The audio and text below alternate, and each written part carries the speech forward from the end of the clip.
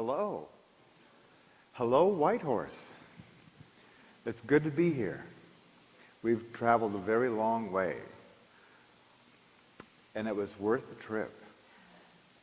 The whole way it was worth the trip, and this is just icing on the top. Thank you very much. Icing. Icing on the top. We'll put candles on it in just a minute. Before I even get started, how many people have already seen a video that I did or have been to the web page? How many people have seen the video?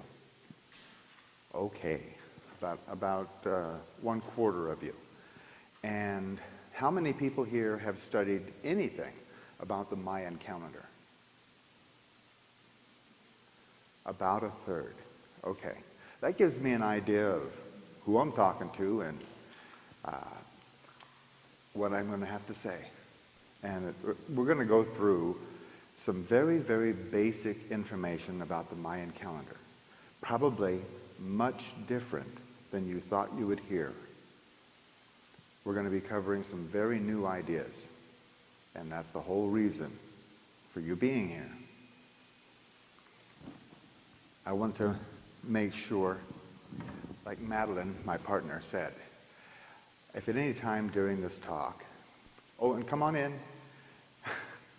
If at any time, oh, you too, come on in. We've got some more people showing up. If at any time something isn't really clear, raise your hand, because this is not a lecture. This is a conversation.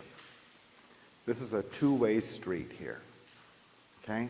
It is my job to make sure that you are imparted this information and that you understand it. It's your job to make sure that I'm doing that. Okay? All right. So what are we going to be talking about tonight?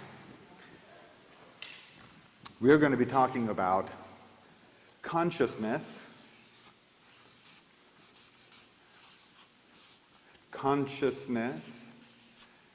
and calendars.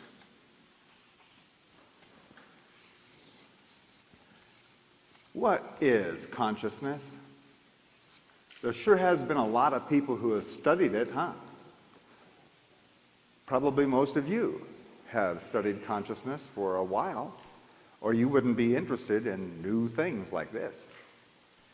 So many people come up with a different definition for consciousness in their studies. And it's really useful for us all to have an agreement when we get started here of what consciousness is. And one that I've found works really well, and I'll just throw it out as an idea, is that consciousness is the awareness of being aware. Whenever you've noticed yourself noticing something, you have been experiencing your own consciousness. Most of the time we just go about using it, you know, avoiding other cars on the road, you know, actually opening the screen door rather than walking into it. That kind of thing, that's using your consciousness. But when you notice yourself noticing something, you are experiencing your consciousness. Does that make sense? That fits? Okay.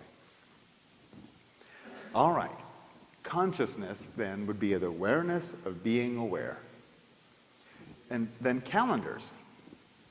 What is a calendar? This is stuff that you didn't get talked about in school very much. But a calendar is the absolute dead center of any civilization. It is the pinpoint center of any civilization. It's calendar. Why? Because absolutely everything in that civilization revolves around its calendar. Due dates, bill dates, when you're supposed to be at work, when you're supposed to go into grammar school, when you're supposed to graduate, how old you are. All of those things are relative to the calendar. including the evaluation of your performance. How many widgets can you produce by Wednesday? That's how valuable you are. It's all related to the calendar. A calendar is an agreement of a society or a civilization of what day it is or what time it is. And that is the absolute dead center of any civilization's consciousness. Your consciousness of what has come before or what will come in the future is all related to our calendar. Can you see how pivotal that is?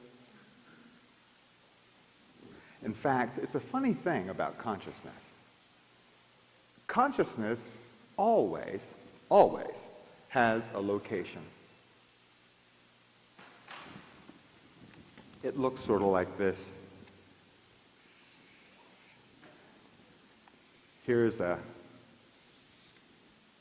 pinpoint here. More like a target that represents your consciousness. Your consciousness is oriented by two considerations. A consideration is a decision on how things are. Okay? These considerations, one of them is time, and the other is place. Time and place is the orientation of your consciousness. It's actually working right here and right now. Some time ago, you had the consideration that you would be at this talk. And ever since, you have been handling things that came up and your own considerations to where you would be in this place. This time and this place.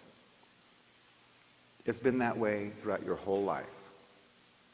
Time and place, time and place, time and place. So here you are, in this time and place. Welcome. As a matter of fact, you've probably noticed that different places have a different orientation to their consciousness.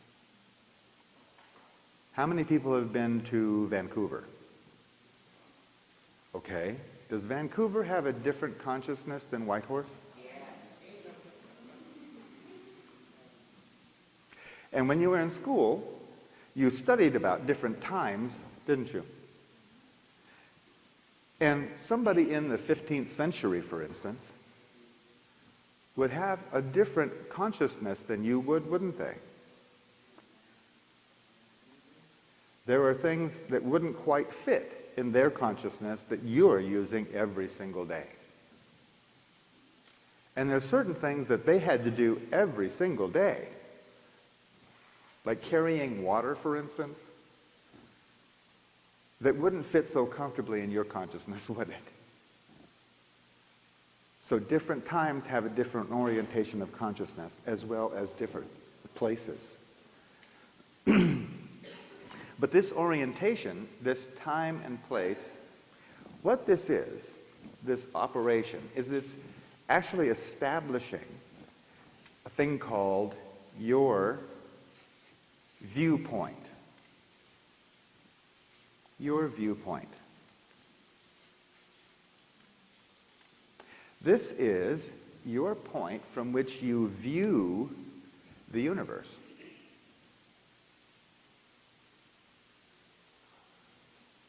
Your viewpoint is absolutely sacred. For one simple reason. You're the only one who can have it. In all of infinity and in all of the life forms and types throughout the whole universe, you are the only person who can have your viewpoint. People can approximate or kind of agree with your viewpoint, but they can't have yours.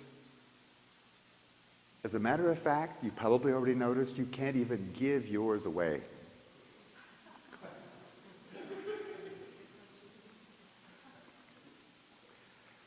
So it's very important to understand that all of this information we're going to be going through this evening is not at all to change or alter your viewpoint. That's your job. We're only going to feed your viewpoint. And then you do with it what you will. Is that agreed? Okay. And I want to go into something very important right on the first page here. There is one law in the universe. One law. It's broken down into many others, but there's only one.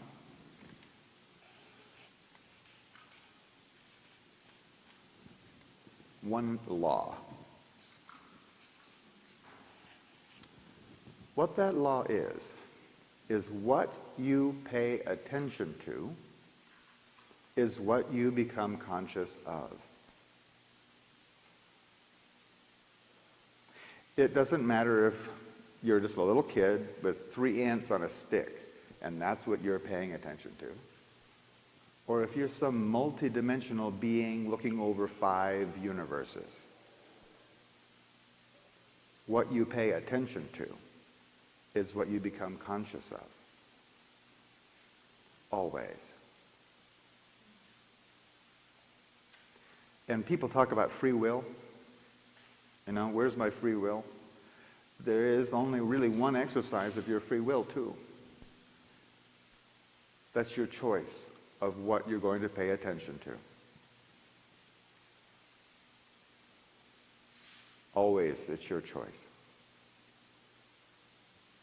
I had one lady say, but I don't want to pay attention to pain, you know? I wouldn't choose that. Well, have you noticed that some people can stand more pain than others? Some people go right on with a sprained ankle, and other people can't hobble another foot. Have you noticed that? Have you? Yeah. And sometimes you even can put up with more than other times, right? What is that? Sometimes you're paying more attention to the pain. Sometimes you're paying more attention to other stuff. And whose choice was it? So in all circumstances, your free will boils down to what you choose to pay attention to. Now we're ready.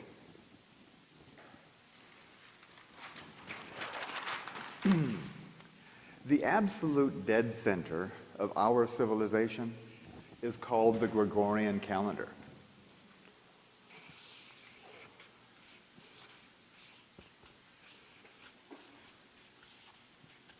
Gregorian calendar.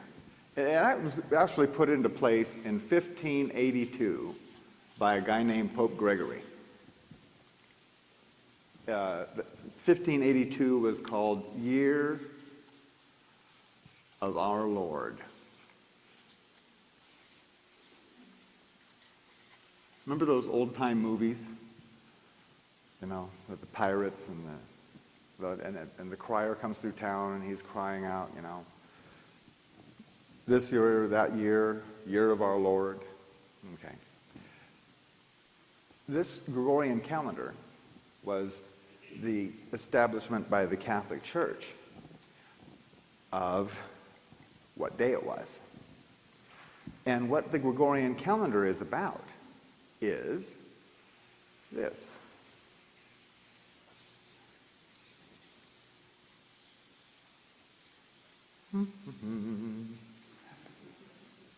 I like this part.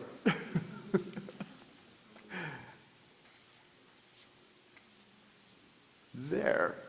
That's our sun. Okay? And around our sun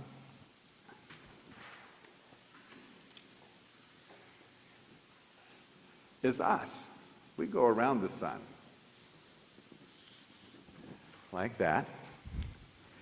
And we go around the sun every 365 and 1/4 days. Here, I'm going to put some continents on here, make this is the planet Earth. Yeah, there we go. There. We go around the sun every 365 and 1/4 days. So our whole concept of time and the very center of our consciousness is about these cycles, repetitive cycles of action.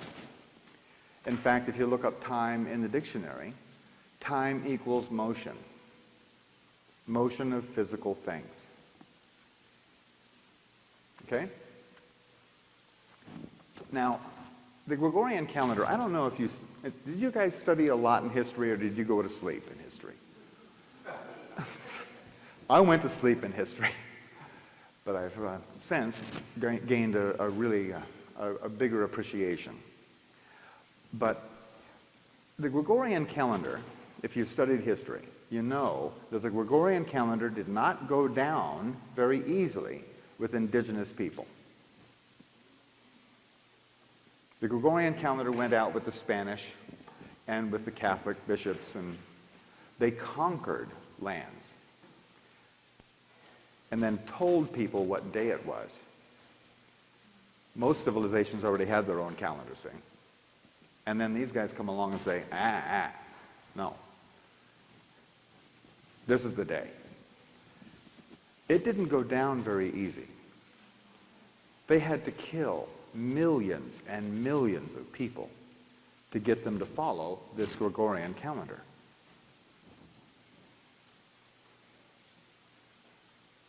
And what this Gregorian calendar was all about was the physical measurement of our orbit.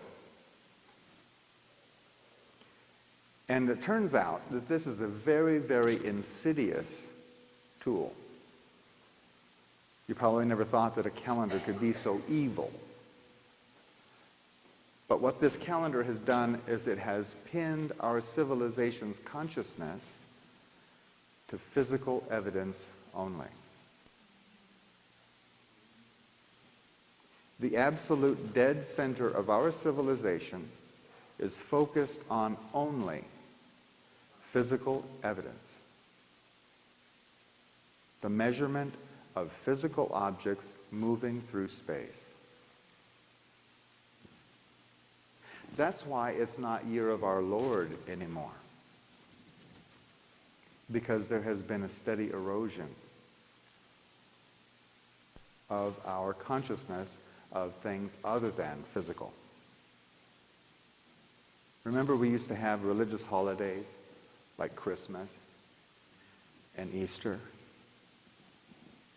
Have you noticed that a really good Christmas now is a whole lot of stuff sold to a whole lot of people? Same with Easter. It's a buying, marketing frenzy, isn't it? Especially in the cities, huh? There has been a steady erosion of our consciousness of things other than physical because our calendar has directed our consciousness only in that direction. That is insidious. So I think then it's not just an indictment of the Gregorian calendar as such, because other solar calendars or lunar calendars that are used in some cultures that the same. It's based, if it's based on the cycles of the moon, it's just as physical, isn't it? Yes, it is. An Islamic calendar or Jewish calendar that are lunar, are they just as bad then for that? They are, but not as concentrated. Why is the solar calendar worse then? This particular calendar is worse because now this calendar has been adopted as the commerce calendar. It's the calendar on which all things are bought and sold.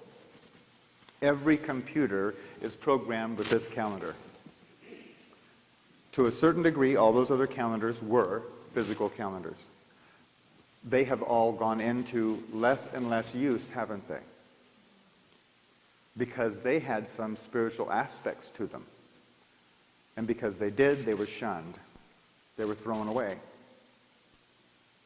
It was all narrowed down to this is the calendar and this is the day. You know what the word dogma means? Anybody out there know what the word dogma means? Doesn't sound like a good word, does it? The word means unquestioned belief. Dogma. Doesn't sound very healthy. You know what the biggest dogma is on earth? What day it is.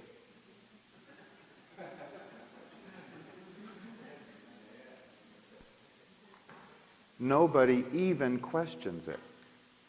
And if they should, that person's crazy.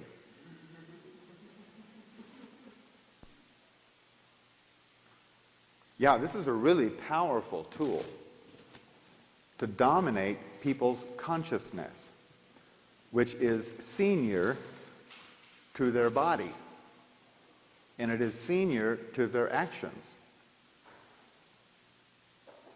You see, there is a cascade of event.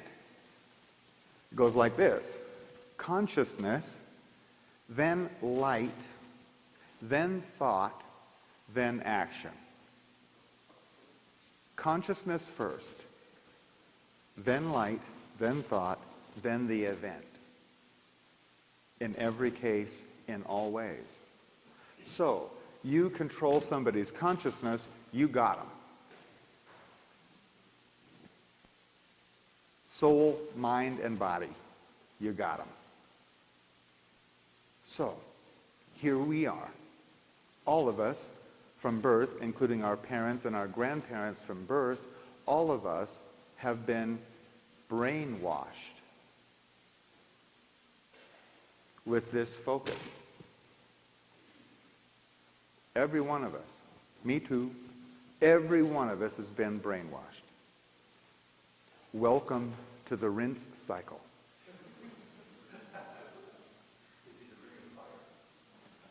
You see,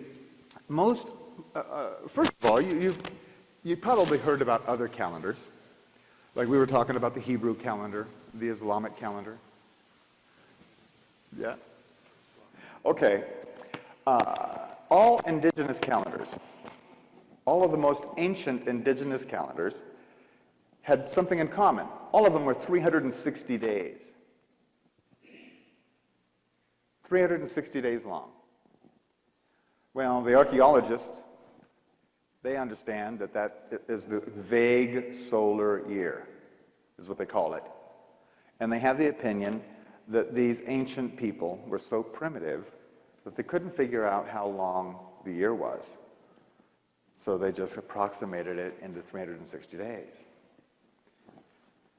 Well, the Maya had a 360-day calendar. We're going to be talking a whole lot about it. They also knew exactly how long it took for the Earth to go around the sun.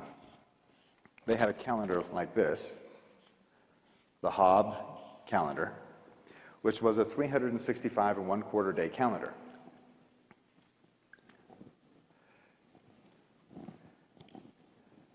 All these ancient civilizations had 360-day calendars. Maybe they were looking at something other than this motion of Earth around the sun. Maybe they were paying attention to something other than physical evidence. It's possible. We'll take a look.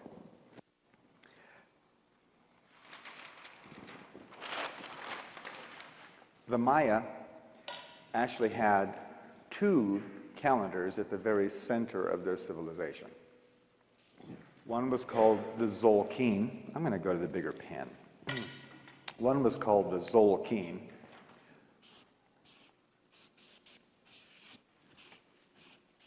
Spelt like that. This means count, and this means day. So this whole thing means count of days. And the Tzolk'in calendar was 260 days long. Those of you who have studied something about the Mayan calendar are probably familiar with this one. This is the astrological calendar of the Maya,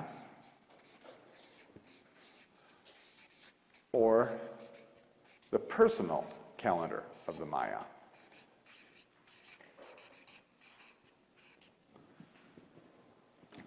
Now, who knows about the astrology part of the calendar? Anybody out there? Oh, okay. One person. Oh, like the astrological thing, the aspects of the Mayan calendar. There is an astrological aspect to this particular calendar. There are 13 intentions on the part of creation. 13 intentions and 20 different aspects of creation that are represented in this calendar. 13 times 20 is 260. So there's a pattern. As a matter of fact, that's what this is right here. This is a tool that I invented and designed and had produced. And what this tool does is it will take the Gregorian calendar, month and day and the year, and transpose it to the Mayan calendar and show you what day it is on the Mayan calendar. Okay? Today happens to be 7 wisdom. 7 is one of the intentions.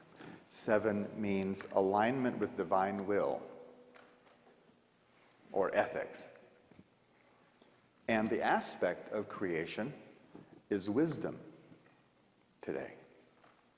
So according to the Maya and this calendar, all of creation is resonating with the energies of divine will and wisdom. And that's the purpose of the day. That's the astrological aspect of this 260-day calendar. And by the way, all this information we'll have these in the back later, but all this information, I went to the Maya lands and met with the Maya shaman and had all of this verified by them. So there is the actual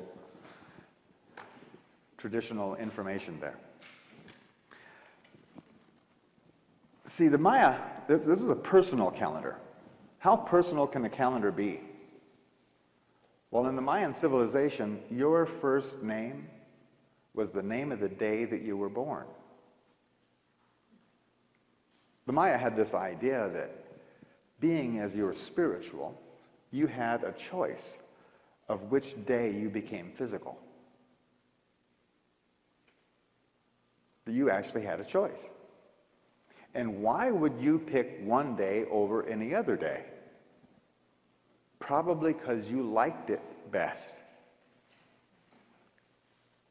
Probably because it agreed with your intention for this life and what you planned to demonstrate as your aspect. So every single person born as a Maya came in knowing exactly why they were here. And everyone else in the society knew exactly why they were here. Wouldn't that have saved us a little bit of trouble? In fact, if you do some study, I did do some study of psychology, and if you do some study of inmates, both in prison and in mental institutions, what the whole problem usually boils right down to is that person was never acknowledged for what they came here for.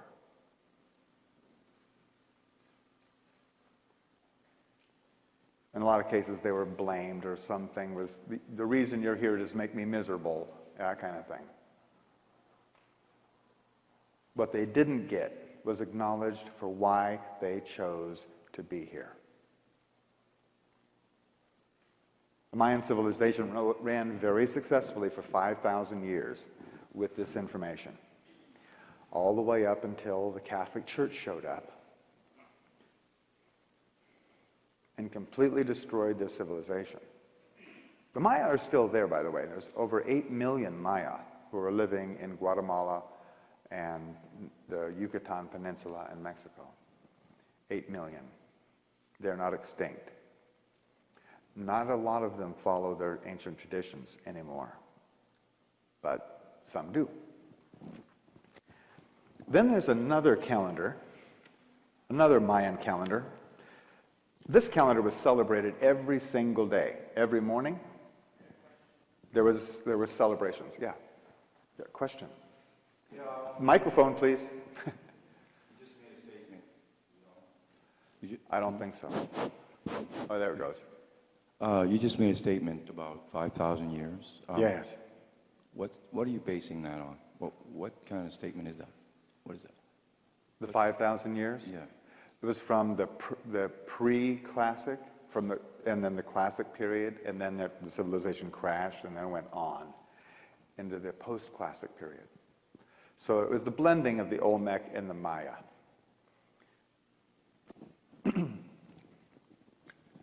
Then we have the Tune calendar. The Tune. This calendar doesn't get talked about very much. Hasn't yet been talked about very much by the archaeologists. They talked about, when you hear about the archaeologists talk about the Mayan calendar, they usually, or the Aztec calendar, they're actually talking about this Hob calendar. It's the one that they understood. This calendar was used for one purpose and one purpose only: taxes. It was the bookkeeping calendar of the Maya. They were an agrarian society, and when could they pay their taxes? When the crops came in. So this calendar was used by the city-states for administration purposes.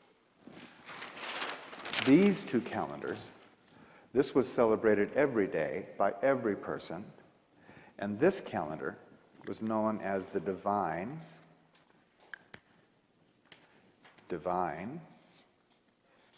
or prophetic calendar of the Maya. Have you heard about the Mayan prophecies and how phenomenally accurate they are and have been? This calendar, this Tune calendar, is where those prophecies were generated. It is a 360-day calendar.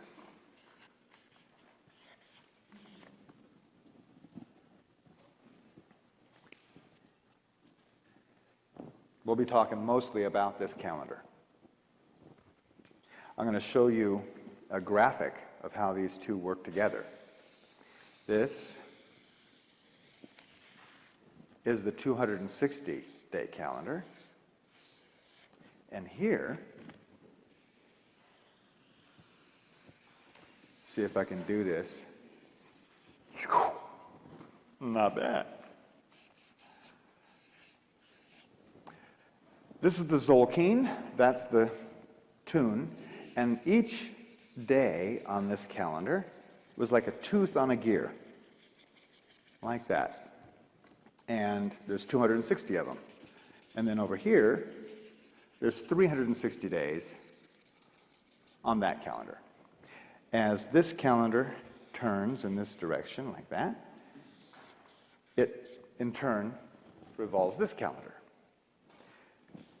in large cycles. This one just goes around and around and around, and this one goes around in 360-day increments. Every 52 revolutions of this calendar, these two teeth match back up. It was a very special time in the Mayan civilization. To show you how seriously they took all of this, every 52 tune, they would have a celebration, a big celebration, where in the night before, they would put out every fire and every spark in their whole entire civilization. Every bit of fire was extinguished and was relit at the temples the next morning, and then distributed by the priests to the people and by runners to the villages. And they spread fire throughout their whole civilization once again. All debts were absolved, and they started all over. That's a big commitment, don't you think? Can you imagine purposefully blacking out all the electricity throughout our entire civilization? I mean all the batteries too. No embers. Completely turning off all the electricity because of an event on your calendar. Can you imagine that? Not our civilization. We're looking at something completely differently, aren't we?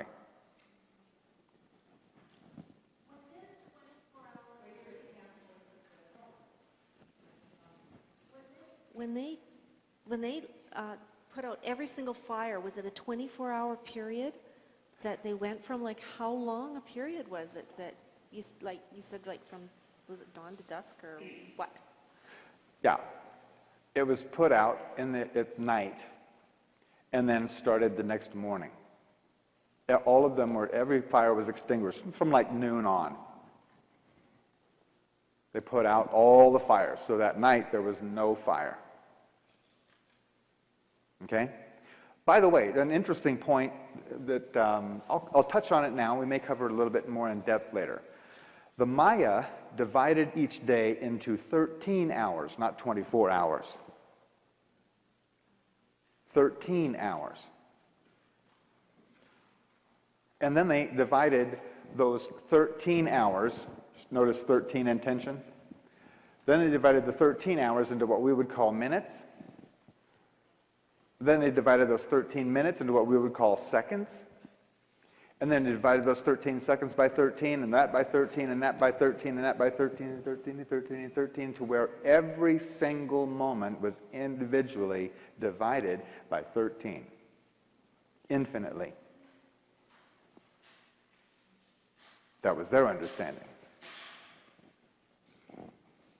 So, this was very, very central to the Mayans' understanding. Note, there are no planets or moons or anything going around our sun every 260 days. There are no planets or moons or any objects going around every 360 days either. Although I guess it's a coincidence that every planet and every galaxy throughout the whole universe, all of them spin in 360 degrees.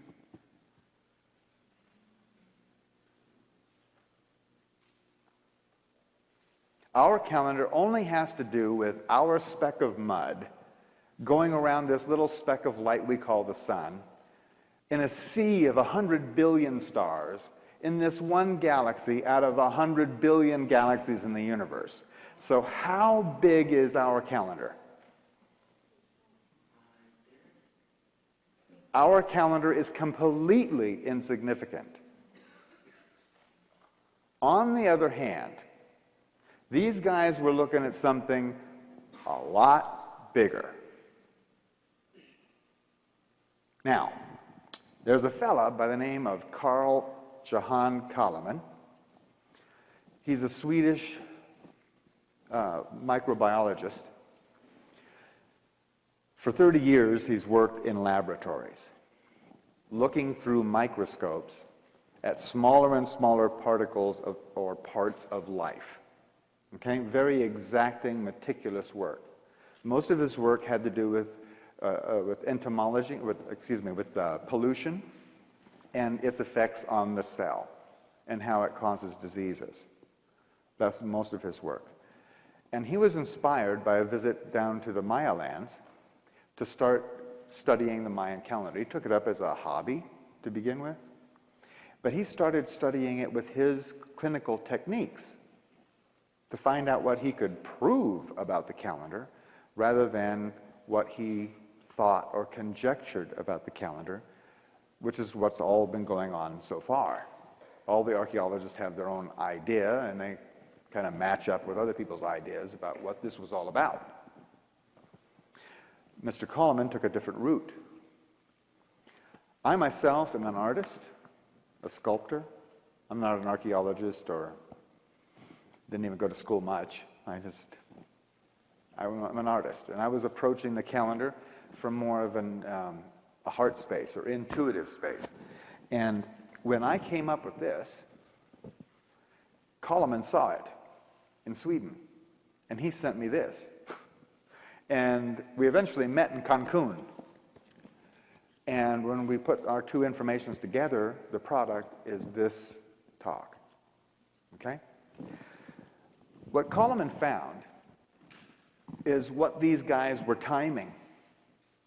They certainly weren't timing any physical cycles of things in our solar system. What were they timing?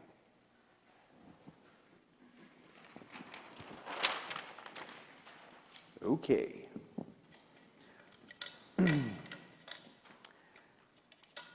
There's a stone in a place called Koba. I hope you can see this. Maybe you can focus in with the camera on this, so at least it's on the video. This is only one side of the stone. It actually goes over and down like this. It's big. This thing stands 12 feet high out of the ground. I don't know how much it goes into the ground, but it's 12 feet high. It's over 7 feet wide. It's that thick. Big rock. The archaeologists found it in the late 40s, laying face down in the jungle. And when they stood it up, it had all these carvings all over it, all these Mayan dates, and a king who stands right here. But all of these dates have to do with the Tune calendar.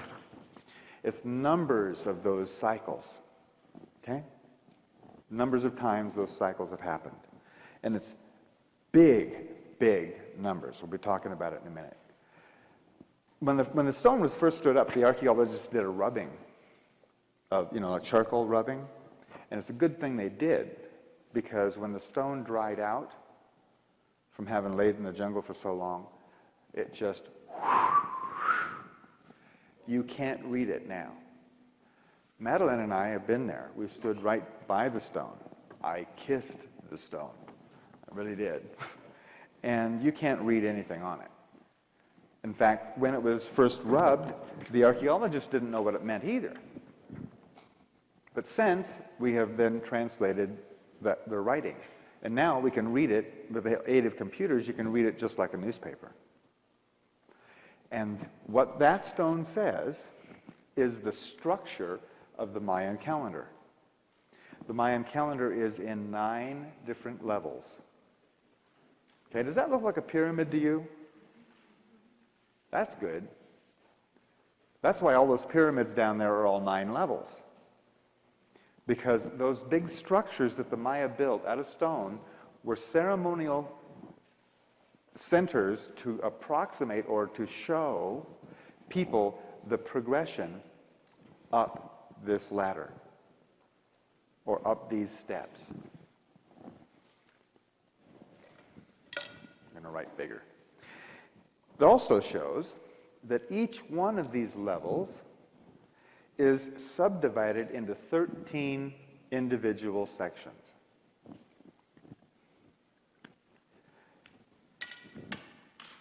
Now there goes that top. 1, 2, 3, 4, 5, 6, 7. On the Mayan calendar, there are 7 periods of light in each one of these levels. There's 7 periods of light. And there's 6 periods of dark. 7 days and 6 nights to each level of creation. Where have we heard that before? Genesis? As a matter of fact, the Mesopotamians and the Sumerians, the first people to write, wrote in cuneiform form on clay tablets that each level of creation had 7 days and 6 nights. So the Maya weren't the first people to have this information. There were other civilizations earlier. But the Maya were the most recent ancient civilization. They left the freshest tracks, which is why Coleman and I have picked up on it. Okay? The days, each day is a period of enlightenment or increase in consciousness. And each night is a period of applying that consciousness. You've done that all your life. You've learned something new and then went out and applied it, haven't you? You get all excited about something you just learned, and then you run out and you do it. Interesting, during that application, sometimes you learn what you didn't already know. These are called mistakes.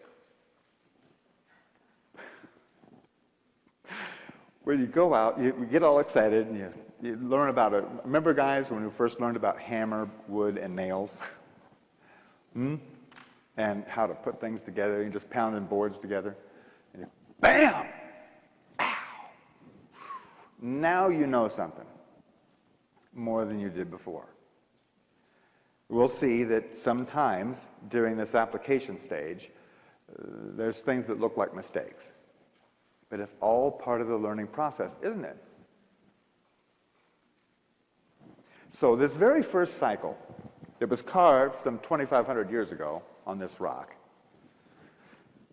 started 16.4 billion, that's billion with a B, billion years ago. This is why this information hasn't been studied by the archaeologists. The archaeologists could not conceive of why Indians making pots in the jungle would have any business thinking about 16.4 billion years. So they just put it on the shelf and nobody else looked at it until Coleman came along. In fact, when this stone was unearthed, the astronomers, you know, the guys that was looking out into the galaxies, they had postulated that the universe, the Big Bang, happened somewhere between 20 and 10 billion years ago. And then later, as we got better and better telescopes, we could see further out into it. And then they went, well, no, it wasn't 20, it was like 12 billion years ago, and that was it. So this was impossible. Well, now we've updated Hubble, and we've found that there are things out there 14.5 billion years old. I bet you that in the next few years, we're going to find out that the Maya had it right on, that the Big Bang happened 16.4 billion of our years ago. Understand that this is an exact number of tunes of 360-day cycles, but when you work it to our year, it gets to a fraction. Okay.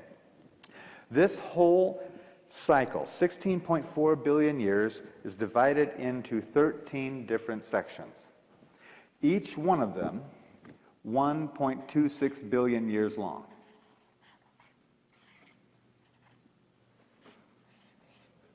So a day in this cycle was 1 billion, or 1.25 billion years.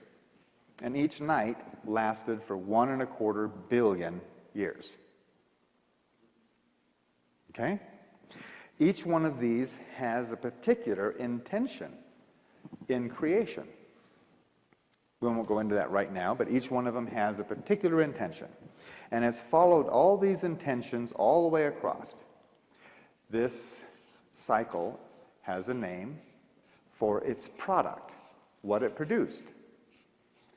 It's called the cellular cycle, because way over here at the very, very end, in this last section, in the 7th day, what happened 1.26 billion years ago is the first live cell on this planet. Now, up until that time, consciousness was very busy. Consciousness was busy creating or doing business. You know, it had a particular mode by which it was operating. And it was operating in the mode of action, reaction. I'll just abbreviate it here. But action, reaction was this whole cycle. Chemical, gravitational, frictional, all of the physical laws that we understand and still use today, all of those things were established from the Big Bang forward. Then we'll go through some of the detail of what happened in these in just a minute. The very next cycle, carved on that rock, started 820 million years ago. 820 million years ago. And it started going through these same 13 steps. Each one of those steps taking 63.4 million years each. This one was 1.26 billion years each. This one's only 63.4 million years each. Yes? A day to a day? Yes. Thank you. Yes, thank you for that question. And the answer is, creation has the deck stacked in consciousness's favor. We go from a day to another day. Okay? This whole cycle, 820 million years, fits very tidily into 1.26 billion, doesn't it? This whole cycle fits in that box very comfortably. Does that make sense? So we got all the way over here to this last light, and then we got another light. And this started a whole nother process. This has a name for its product. Mammalian cycle. Why? Because 63.4 million years ago, what happened? The first live births.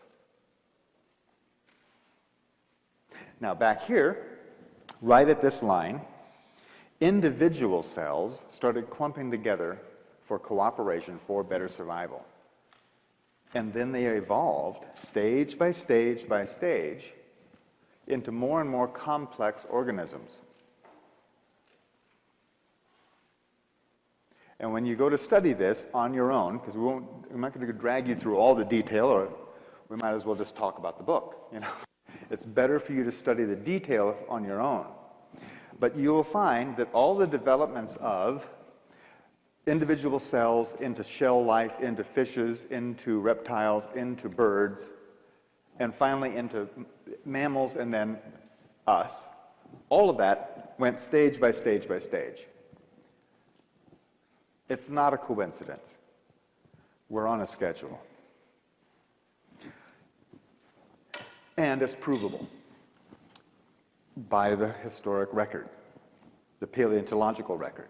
You have the center right here, the mastodons and what's called the Bernage. Yeah. What is it again? Beringia? Beringia Center. And you can go and confirm this for yourself. Here we go. This whole consciousness cycle had a way of doing business too. It's called stimulus response. All of this consciousness was building on a survival tool or a method called stimulus response. It's still working now. That's because we're still living in this 1.26 billion years. And those laws that were established then are still working. That's a level of consciousness, a foundation. Here, we built the consciousness of stimulus response and mammals. I see a whole lot of mammals out there. We're still living in this 63.4 million years. The next cycle started 41 million years ago. It's called the familiar cycle. Familial. It has to do with the families. Monkeys showed up 40 million years ago, right near the very beginning of this cycle. And what monkeys did is they brought along a consciousness, the consciousness of stimulus, individual response.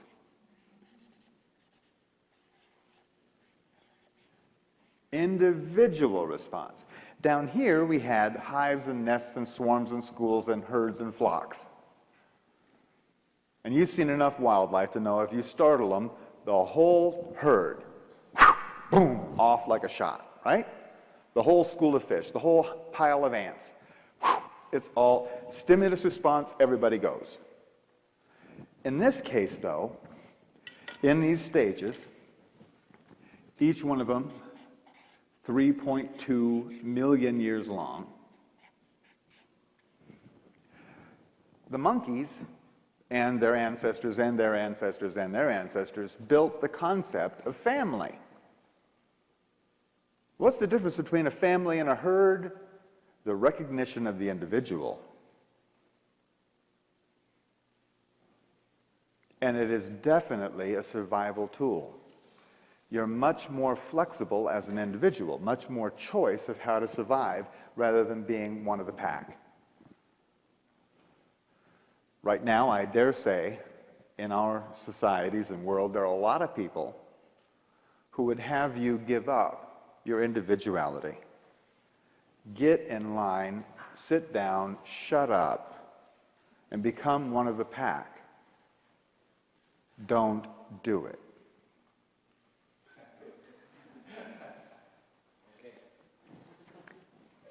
Creation has invested a lot into you attaining your individuality.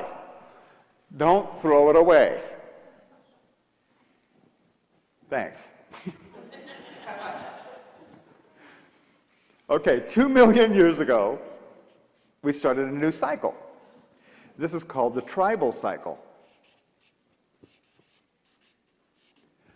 Not so coincidentally, 2 million years ago, right at this line, Australopithecus showed up, the first tailless ape.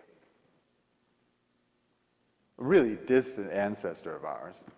But as we came through all these 13 stages, we went further and further toward Homo erectus and then Homo sapien, which showed up 160,000 years ago. Each one of these is 160,000 years. So 160,000 years ago was the beginning of this seventh day, and that is when Homo sapien showed up. We are on a schedule. Now, this whole cycle was producing a certain kind of consciousness or a tool for survival, and that was similarities and differences. The mind. Here, we put down the tail and picked up the mind as a survival tool. The tail was a very useful survival tool down here. Down here, fangs and claws were good. But here, the tail, here, the mind. And the mind is a tool to look or notice the similarities and differences in things and in circumstances. Not to just react, but to decide. Okay? To decide. Much more powerful tool for survival. Then, 102,000 years ago, we started another cycle, the cultural cycle. This cultural cycle, had its own brand of consciousness. And this brand of consciousness was reasons.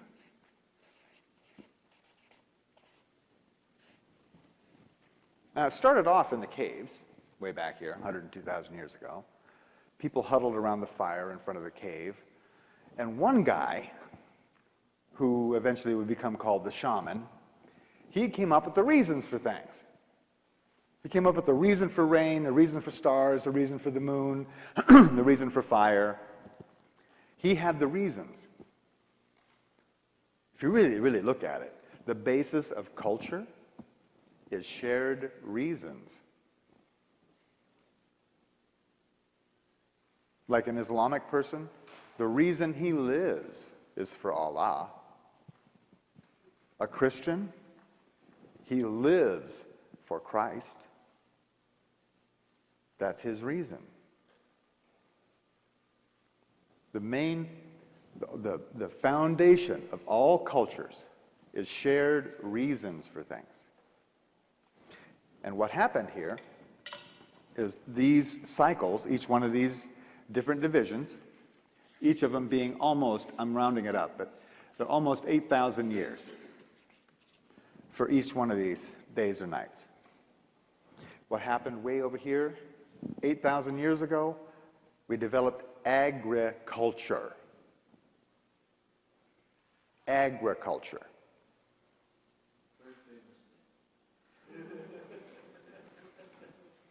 Well, there have been lots of them, actually, along the way. So, here we are, next cycle. 3115 BC is when this one started. It's called the national cycle, because the modern nation was produced from this consciousness. Each one of these steps or stages is 397, almost 400 years. 3115 BC, by the way, is when we learned to write. So all of this is her story, and from here on up, it's his story.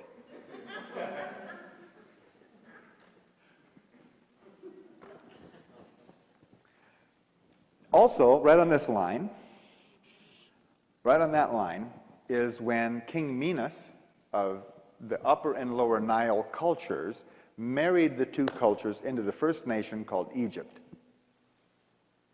Right there. And ever since then, there has been this evolution of the concept of nations, borders, tariffs, armies, law. Law. This whole consciousness was about law. And if you have studied the Hebrew Bible, this 3115 BC date is awfully close to when the Hebrew Bible states Adam and Eve were kicked out of the Garden of Eden and into the consciousness of right and wrong, crime and punishment.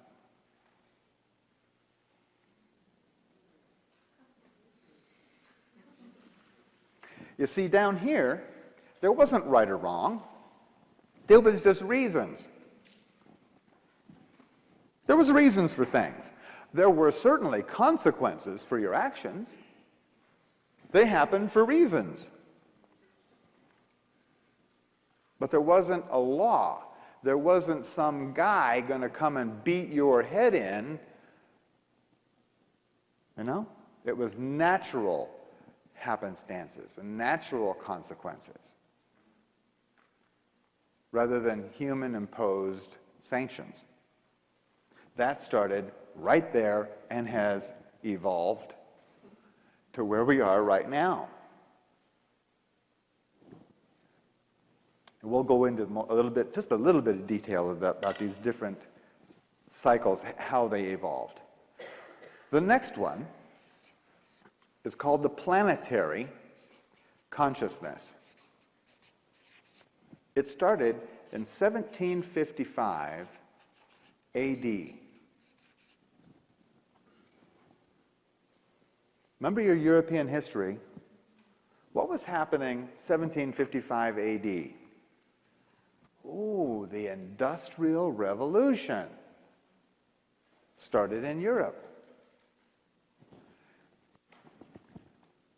Each one of these days and nights were 19.7 of our years. Okay? Each one of these days and nights. And this whole consciousness cycle from 1755 up to today and into tomorrow is all about one thing: power.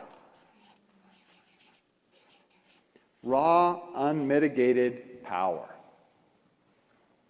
This is when we started coming up with machines to do the work of men and animals. The water wheels, and then steam power, and then electrical power, and then internal combustion, and then nuclear, and it has evolved, stage by stage by stage. We're on a schedule. This line right here, this line, the beginning of this seventh day, was 1992. What happened in 1992? www.com. The internet went up in 1992, manifesting a planetary consciousness.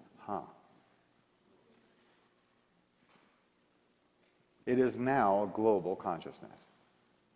And it turned on right there at the very beginning of the seventh day. Either we've got a 16.4 billion year long string of coincidence, or we're on a schedule.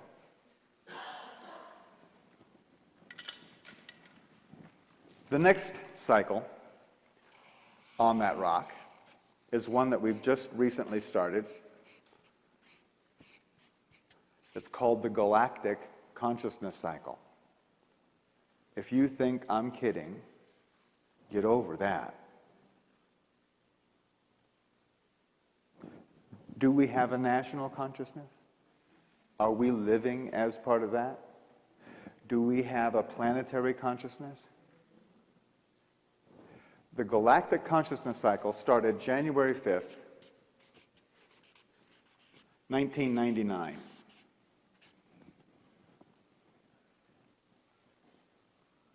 And ever since then, we've been finding lots more out about our galaxy, haven't we? We're now finding other planets around other stars. We've now mapped our entire galaxy. We now know the density of the center of the galaxy. We have discovered the black hole in the center. We're finding out a lot more, much, much quicker than ever before. And these days and nights, each day and each night lasts for 360 days.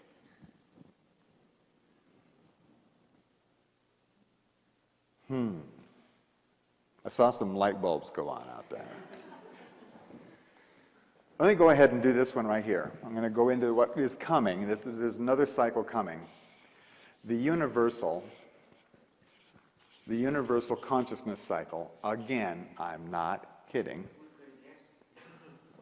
universal consciousness cycle. It begins on February 10th, 2011. During this consciousness cycle, each one of these shifts and changes will last for, or will take 20 days.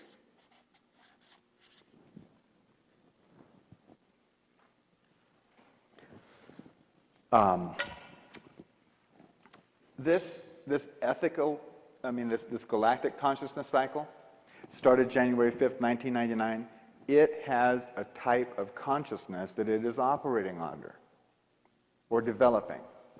And that type of consciousness, in case you haven't already noticed,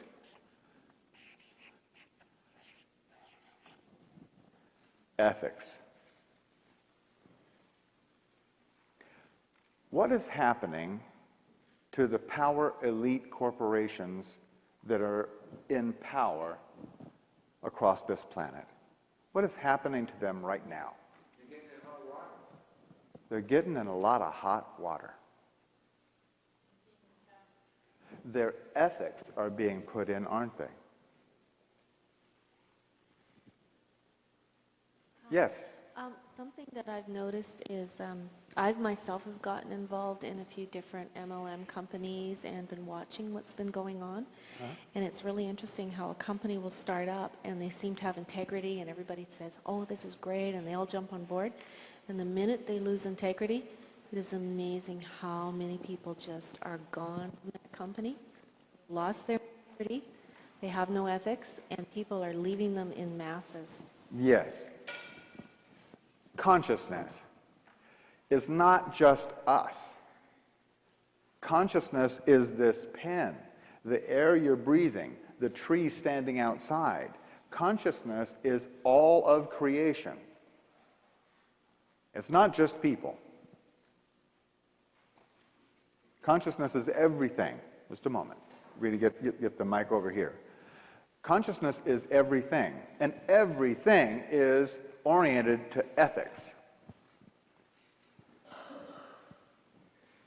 Yes? What was the event that precipitated the advent of the galactic consciousness? There wasn't, no, a consciousness first, then event. It goes consciousness, light, thought, event. Well, remember what you were doing January 5th? January 5th of 99? Do you remember what you were doing? As a matter of fact, that's when you were first hearing about Y2K. That's when that consciousness that your systems that you're dependent upon are not all that reliable was planted during that period of time. That consciousness that the power you rely on is not the end all of your existence, and that it could all go away in just a microsecond. That consciousness was January 5th, 1999, if you were looking for an event, or, yeah, okay. And we've come further and further along. Right now, by the way, right now we're in this cycle. We're in the third night. We'll talk much more in depth about this particular stage that we're in right now. In this cycle, we're down there. Okay? This universal consciousness cycle will have its own purpose, and that purpose is conscious co-creation.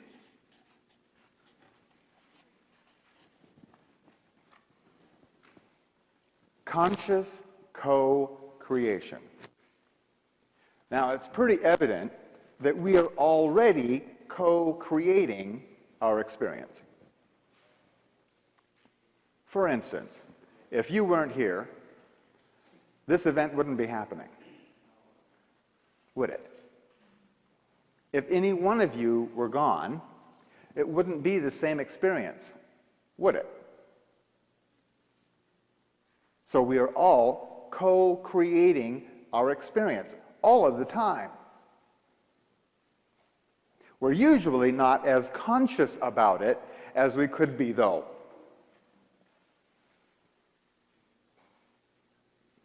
And where this is all leading is to our full ability to consciously co-create our experience.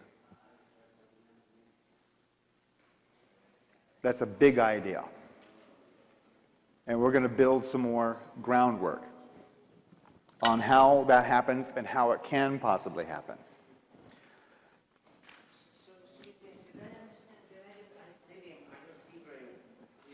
Can we have the microphone, please?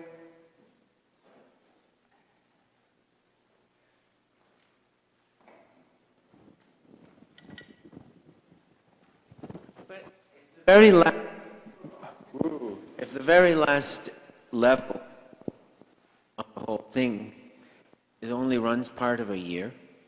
Yeah, 260 days. This whole cycle is 260 days long.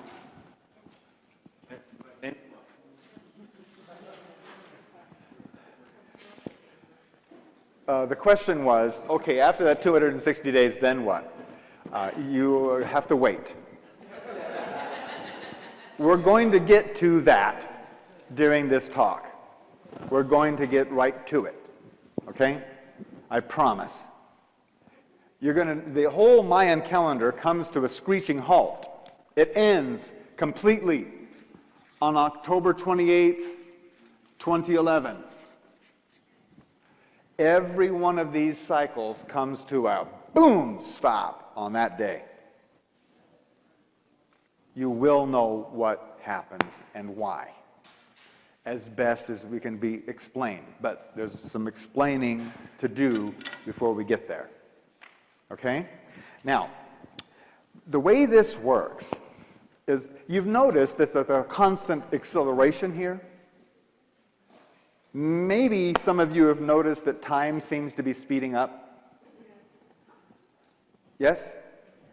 Well, that's not exactly true. Time is not speeding up. Creation is.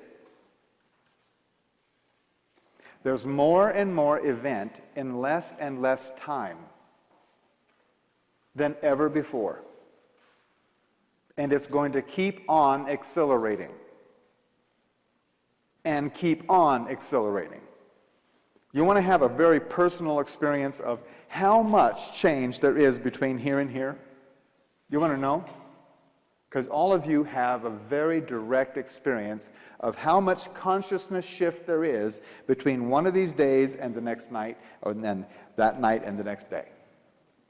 Every one of you were born during this period, during the end of this planetary cycle, when things were changing once every 19.7 years. You were born to a couple of really nice people called your parents. And up until you were 13, 15 years old, everything was going along just fine. Then you started noticing something. And you know, those people who claimed that they were your parents, those embarrassments that like loaded you up in the car and took you places. Remember that?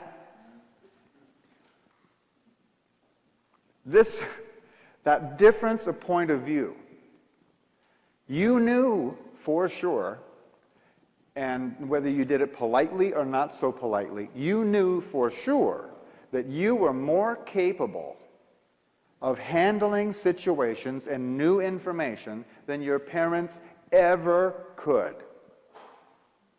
or ever would. This was called the generation gap when people were talking about that sort of thing. And studies were done all over about how long the generation gap was, and they came out with the idea that it was 20 years long. There.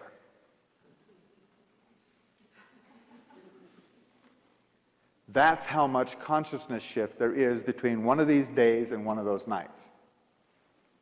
What used to happen in 19.7 years, the amount of change that happened in 19.7 years now happens every 360 days.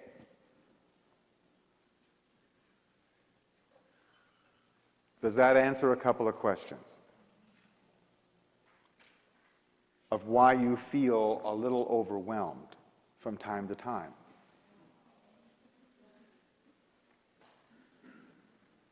Get used to it. Or get over it. We are the Prozac nation. This is why we're going to talk in depth about that. The reason I said either get used to it or get over it is because here, what used to take almost a year, the same amount of change will be happening every 20 days.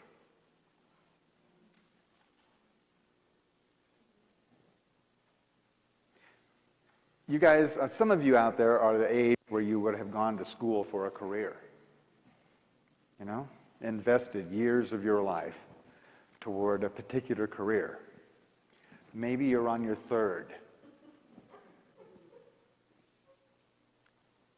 By the time we get up into here, forget about it.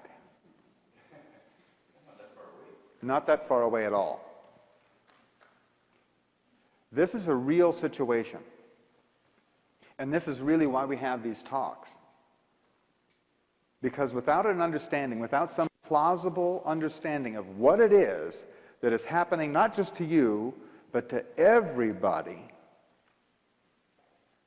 it's really difficult to handle it.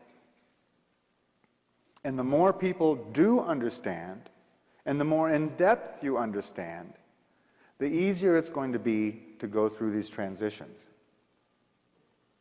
You see, there's two things that are going on here. And then I'm going to go into some more detail, a little bit more detail. There's the good things and there's bad things. The bad is that you were getting overwhelmed. The good is that there's more and more possible to occur all the time. Things that were completely impossible, miracles, things that would never happen back here, now are your daily life, like cell phones, for instance. Video phones, that kind of thing. So I want to take and show you that this process, it's like a constant acceleration. I mean, a constant, from here all the way through it accelerates. And then it starts accelerating from here and it goes in faster and faster and faster. But each time it's 20 times faster. What happens is, imagine you're in a big semi-truck, sitting still in a parking lot. When you take off, you're going to take off in first gear, right? And you're going to go faster and faster and faster and faster until you're getting going as fast as you can in that gear. Then what do? You put in the clutch. That's this point right here. You put in the clutch, you reach for another gear, you let out the clutch, and you accelerate into that next gear. Very mechanical. I hope that that builds a good picture, because what we're going to be talking about. It accelerated from the Big Bang, accelerated faster and faster and faster, all the way up to this fifth day. Now, you understand that things were bashing into one another and blending in solar systems, exploding and all that, all the way up till about 5 billion years ago, which was this fifth day. What happened then? That was the birthday of our solar system.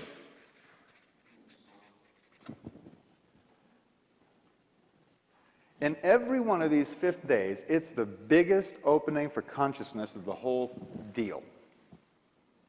It races up to that point, and then, wow! Okay? So it go, go, go, go, all the way up till this period, and then the solar system was formed. That's a big event for all of us. Then, during this fifth night, that's when everything gets applied, right? What happened? 250 million years of meteor bombardment.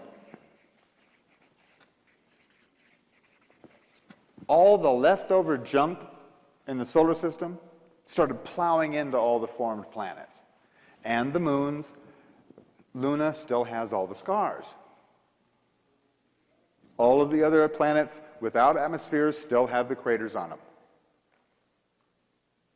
Ours are a little bit toned down, but the big Hudson Bay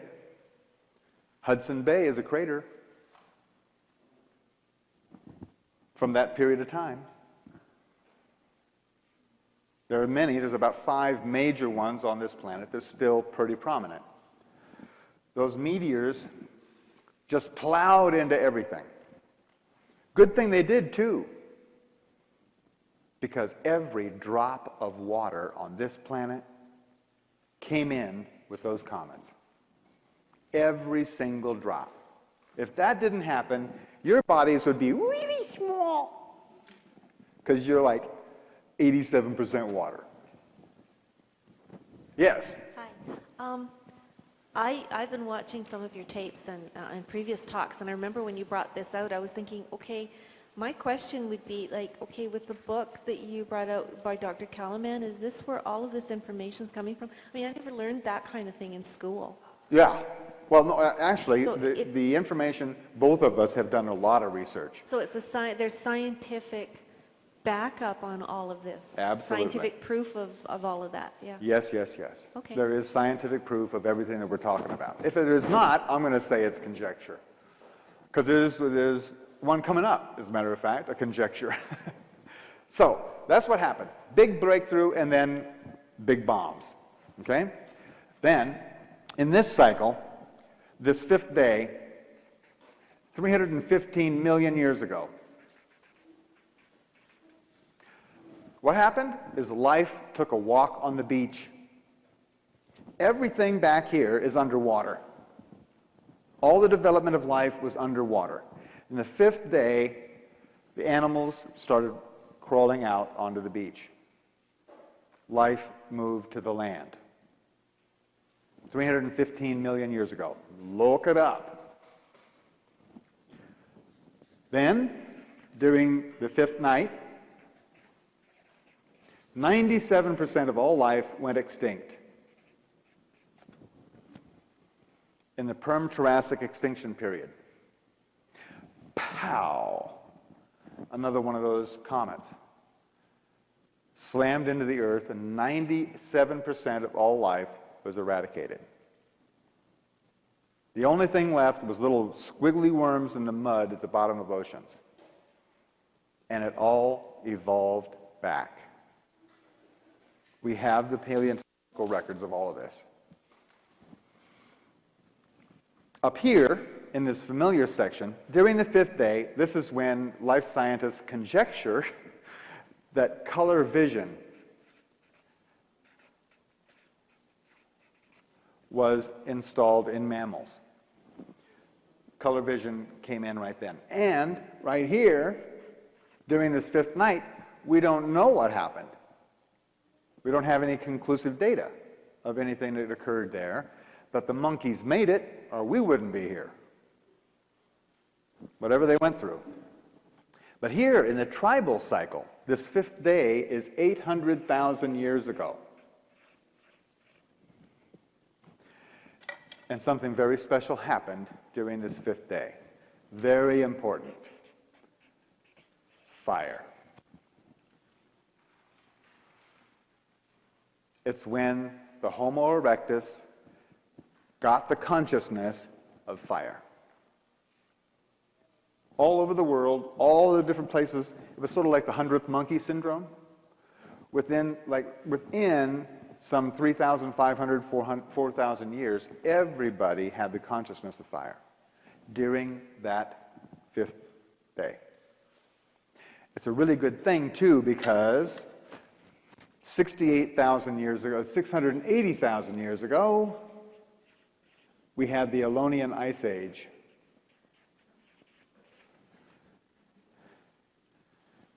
During the 5th night. What is consciousness doing here? It looks like we're getting supplied exactly what we need to go to the next step, doesn't it? Doesn't it? Okay, up here, 40,000 years ago, in the cultural cycle, was the development of art. Cave paintings, stone carvings, wood carvings, some of the petrified wood carvings they found. Art. There were tools way back here, but art. Art was very, very important because art was the consciousness of future. It was the first expression of future. You know, they didn't sit around the fire carving this effigy of a pregnant woman. You've seen that goddess, right? They didn't sit around carving that because somebody had become pregnant. They were doing it so that there would be pregnancies. They didn't stand there and paint on the walls what they had just done with the bison. They were stating that as a prayer. It was magic. It was shamanism. They were predicting their future. Why did a caveman wear a bear claw on his, or tiger's tooth or whatever? It wasn't so much a totem of what he had accomplished. It was so the next time he met a bear, he'd go, look at that.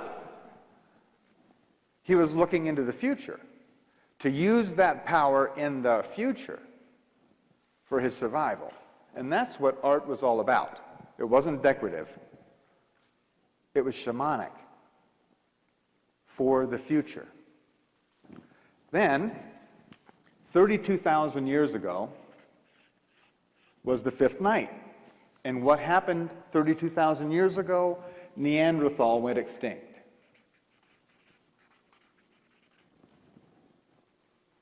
Do you know why Neanderthal went extinct? Have you watched that National Geographic special or studied any of it? Well, the archaeologists finally figured out why they did go extinct. It was very simple. They never changed. For 100,000 years, they used the same tools, chasing the same bison, living in the same caves in the same valley. They never changed. They didn't travel. They wore the same style of clothing. When they were interacting when they started interacting with Homo erectus, then they started actually copying some of the jewelry and things. But they never took off because they never did art on their own. They couldn't imagine a future. So they didn't have one. They never changed. So they were off the bus. Take a clue.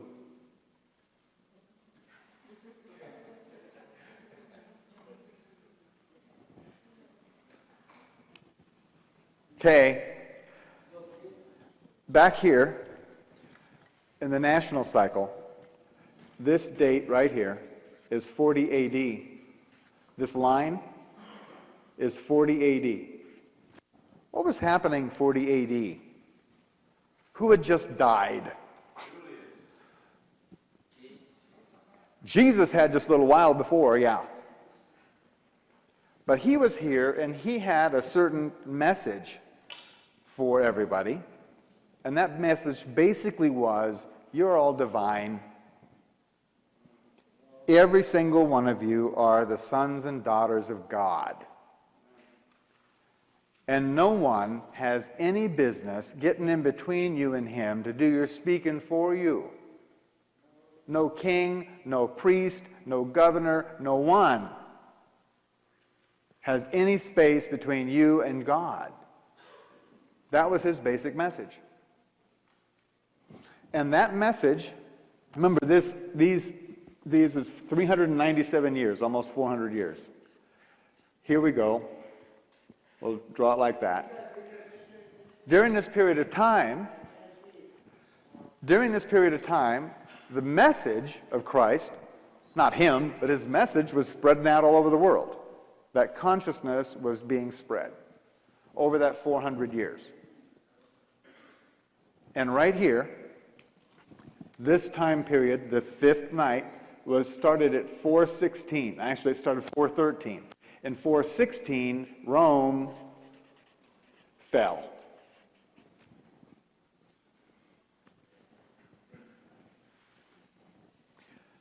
The most powerful nation on earth, the empire of Rome, fell. What the heck happened here? Did the swords go dull? Did the shields just fold up? What happened? Consciousness is what happened. The consciousness that Caesar was not a god, nor any of the emperors. That each person had his own voice. And that Rome was, frankly, very far away. So F you, Rome, you know? We're going alone, is what happened. It was individual consciousness that brought that down. It was the recognition of this truth that destroyed that. It was the application of this information that undermined the authority of Rome. Can't happen again, though, could it? Not in our lifetimes. Okay, the power, our planetary cycle. This line right here, the fifth day, is 1913. What happened right then? E equals mc squared. Einstein's work was being published. And the general public and the scientific public were being apprised of this new understanding. Boy, there is the blueprint of our reality. That's a big opening for consciousness, huh? And then 1924, I mean right down the very center of that 20 years, 1924, Mr. Hubble discovered that we live in an infinite universe. Before that, you see, people thought that the Milky Way was all of creation. Mr. Hubble discovered that there are other galaxies and that they are accelerating away from us faster and faster, and that we live in an infinite universe. In an infinite universe, absolutely everything is possible, isn't it? Nothing impossible in infinity. Now there's an opening for consciousness. Wide open. Okay, what do you do with that when you're going to apply it? Well, that line right there is 1932. And we went and applied all that acceleration and understanding in an exercise we call World War II. World War II, where we blew off the atomic bomb.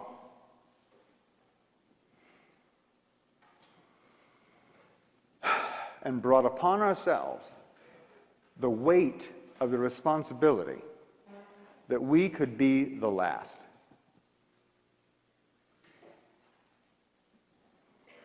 That's been a heavy weight. That's been part of your consciousness since you grew up.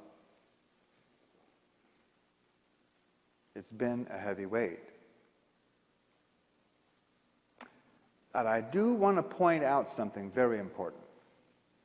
As bad as all that waste and horror of World War II, it sure as hell wasn't 250 million years of meteor bombardment, was it? As a matter of fact, in World War II, 97% of all life did not go extinct, did it? You know, some people worried about, when the bomb went off, that it would cause a nuclear winter. An ice age global-wide didn't happen. As much as Hitler hated the Jewish people, they did not go extinct like the Neanderthal, did they? And when the Third Reich fell, there wasn't 30 years of war that raged across Europe, like when Rome fell. In other words, folks, things are getting better. Dramatically better. Now, sure, our expectations have risen also. Like right now, animals have rights. Back here, you women didn't have any rights. You were animals. You were property. You understand? Things are getting better, dramatically better. And you should expect it to get even better. Go ahead. That little bit of dissatisfaction is worth it. So this all is accelerating, going up. And it's going by stages. And it's getting faster and faster and faster. Now remember 2 million years ago, we picked up this tool called the mind? Well, we're going to have a little bit of problem with that thing. And I want to talk about that right now. The mind. The mind is a tool. And it's a tool that consciousness uses to distinguish similarities and differences between things. Okay? It is a tool, like a hammer or a saw. A carpenter doesn't think that he's his hammer. Well, not most of them.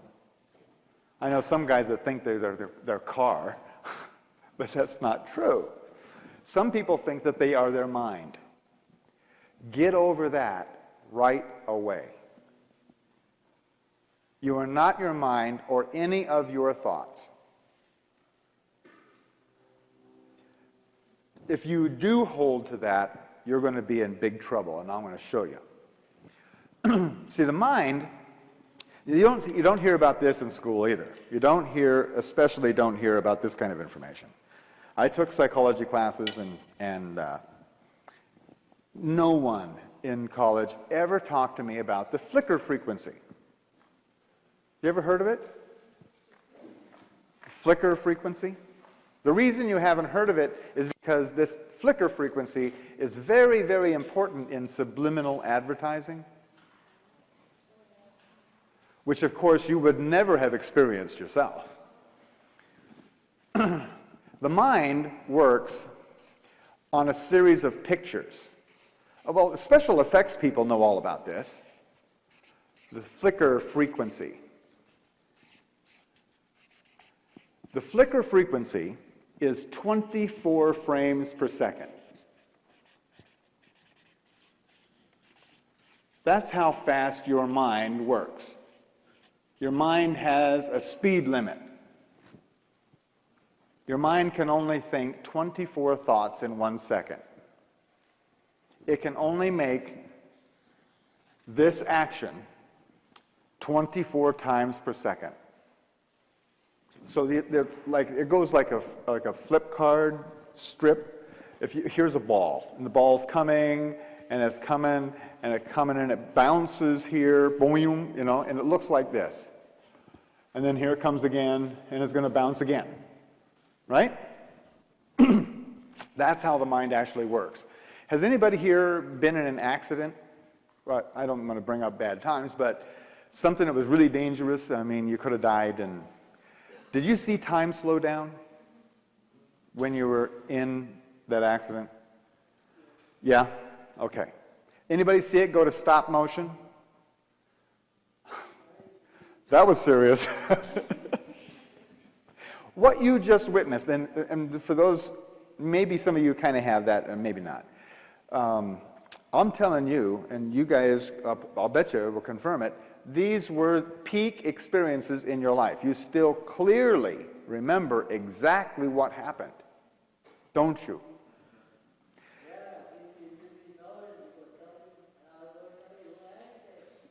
Oh, yeah. And the reason that was so powerful an experience is because it was a demonstration that you are not your mind. That your consciousness is not limited to how fast this thing works. Very powerful information. This flicker frequency, 24 frames per second, is as fast as your mind can work. The mind is a tool supposed to do a job of seeing the similarities and differences so that you can make decisions concerning your survival. Now, when the mind, which is a self-preservating mechanism, when the mind understands that it can't do its job or it's not adequately able to make good decisions about your future, it's got a built-in, evolved-in safety override. A safety override system. And it goes in stages. The first stage of that safety override is called stress. When your mind is not sure of what's coming, it sends your body a signal. This is your walk away response. You're supposed to get up and walk away. Animals have this down really good. A dog will smell something weird and just get up and leave. Us, on the other hand, we have had parents and teachers and now employers who would not have us just get up and walk away, right? So, we have adapted to stress. As a matter of fact, stress is a character evaluation on you. How much stress can you handle? That's right. Because if you could handle more stress, you'd go further up the corporate ladder. That's really what the glass ceiling is on each person, is how much stress can you handle? I was just going to say that most disability companies no longer have stress as a reason for being away from work. You cannot get that coverage anymore. Right. As of 2 years ago.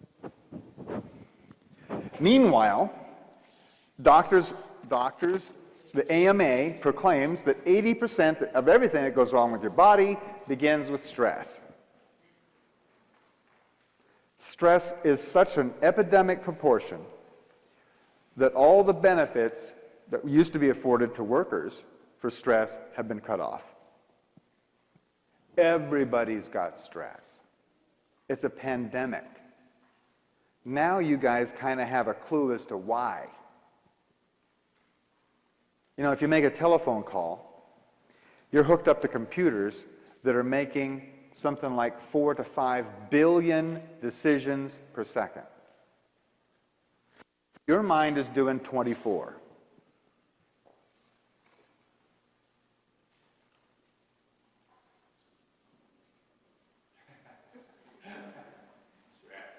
Consciousness is moving at least 5 billion decisions per second. You understand that consciousness is as fast as you can realize? So now we're talking about nanoseconds, which is 1/1,000th of a second. I mean, 100,000th of a second. Wow. Consciousness has just sped away from your mind. It used to be when this territory was settled, the people who settled it built everything in their house. From the foundation to the floor, to the windows, to the bunk bed, to the chairs, the tables, everything they built with their own hands, didn't they? Except maybe the pump and the skillet. Everything else, they built it. They had a certain amount of knowing about all of that. They knew about how to do it. Go ahead, go home and build a light bulb. That kind of thing is a source for stress. When your computer goes down, there's a whole lot that the mind doesn't know about, and it generates this stress. It's, like I said, it's a pandemic everywhere. Okay, so you're supposed to handle the stress. You're supposed to adapt to stress, and the stress builds. And we've just seen that this acceleration continues to accelerate, right? So what's next? If you don't handle the stress, then you go into this. The mind does this. It goes into the fight or flight. Now, here, all logic, this is suspended. There is no similarity or difference anymore. It's just a drop of adrenaline in your system, and the body is supposed to either run away or fight its way out to preserve your idea of survival. That's the mechanism. This, though, this fight or flight, this is desk rage. This is road rage. This is Columbine High School. This is terrorism. And all wars. That's what this is. And that is on the massive increase, isn't it? So what happens if you can't fight your way out, you can't run away? For instance, if you go and punch the boss in the nose, or your teacher, then you're going to end up in jail or at least out of a job, right? So if you can't fight your way out, you can't run away, what's left? This. Oh, I want bigger. There's one last-ditch effort on the part of the mind to survive this.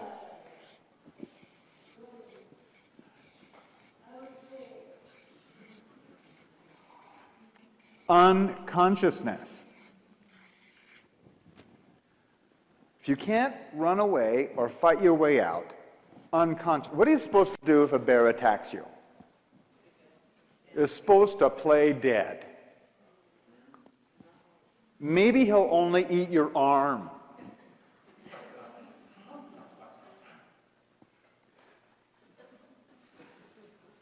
You've seen other animals use that technique, haven't you?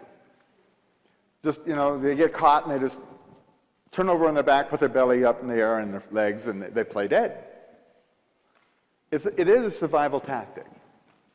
It just also happens to be the mother of all addictions and the father of all suicides. Basically, this is a denial of experience. And the southern belle don't faint dead away, thump. What happened here? No one clubbed this woman in the head. She just decided to deny the experience, didn't she? All addictions are a person's chosen method to remain unconscious. And it doesn't matter if it's alcohol, or if it's drugs, or if it's work, or gambling, or shopping, or sitcoms. All addictions are a chosen method to stay unconscious. And how many people do you know, yourself excluded,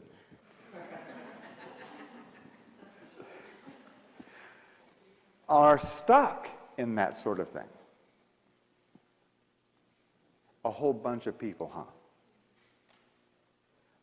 Are you starting to get the impact of what this acceleration means? 400 years ago, people had lots of time to sit and ponder things. before they changed. In 400 years, you had lots of 24th of a second to work it out. But now, it's not that way, and it's going to get faster and faster on everybody you know, including yourself. This is a serious situation. This is why the world looks like it's going to pieces, because it is. The mind was not built for speed. It was evolved when things were going a lot slower. You know, trying to keep your mind up to speed is sort of like taking your donkey for a run behind the family station wagon at 75 miles an hour. It's just not pretty. But that's what's happening to everyone. And it's going to get even more dramatic in the future. Okay? So, we're going to replace a tape.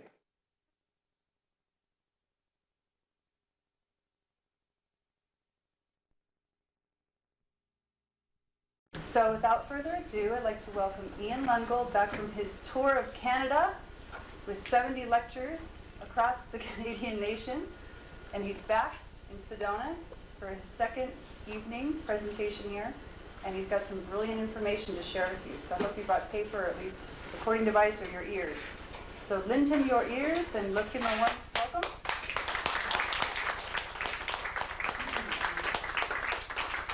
Hello. Hi, guys. Hello. The first thing I want to find out is how many people have already seen one of my presentations? Okay, about half the room. Okay. How many people have studied something about the Mayan calendar already? There is half. Okay. So, what we're going to be doing tonight is, I've been doing the same talk, you see, the same basic information of discoveries for the last 3.5 years. Tonight is a time to change that. I'm going to go into talking about not so much of history, but what is currently going on right now and what is going to be coming in the future, according to the Mayan calendar. For those people who haven't seen all the basics, we're going to be going through this very, very quickly. And you can get that information from my website or from one of the DVDs or VHS tapes that are out there. But for tonight, we're just going to rip into what I think is more important to everybody. That is, what do we do now? Not what did they do back then. Okay? The whole reason that I got involved in this some years ago was through jewelry. I'm not an archaeologist or any kind of scholar. I'm a jeweler. But I started doing Mayan symbols with my own hands. And those symbols have meanings, very strong meanings, that started to impart themselves onto me. I thought this was very interesting. I looked further into their culture because of that and found out they had a calendar. Some years after I found out about the calendar, about 1.5 years, I actually came up with a formula to convert the Gregorian calendar to the Mayan calendar, and that's what's in here. When this information was published, it went to, eventually made it to Sweden, where Dr. Carl Koloman saw what I had done, and he had been doing his own researches on the Mayan calendar for 7 years. He had been researching facts that could be proven about the Mayan calendar. What he discovered was that there is a basic structure to the calendar. It's actually written in stone in a place called Koba. And what is written in stone is different periods or epochs of time. And what Koloman did is he took all that we have found out about our science, from our sciences, of what happened when, and laid it over this pattern. And voila, what showed up is this general movement of evolution of consciousness, which we're going to just go cursory through this basic information, and then we're going to go on to fresh stuff. There are 9 levels to the Mayan calendar. 1, 2, 3, 4, 5, 6, 7, 8, 9. Where we are right now is in this 8th level. As a matter of fact, we're in the very middle of this 8th level. Each of these sections, or different levels of evolution of consciousness, are divided into equal sections of 13 periods of time. This very first section was 16.4 billion years long. That is from the Big Bang forward. And there was a particular kind of consciousness that was being laid down step by step by step by stage, all the way across. And this basic consciousness was action, reaction. All the physical laws. I guess everybody here pretty well understands by now that everything is consciousness, right? Yeah. Everything is consciousness. Grass, trees, rocks, this pen. It's all consciousness. And this pen, as a matter of fact, is a very smart pen. It knows exactly what to do. It has a consciousness which registers what to do. Watch. It followed those laws.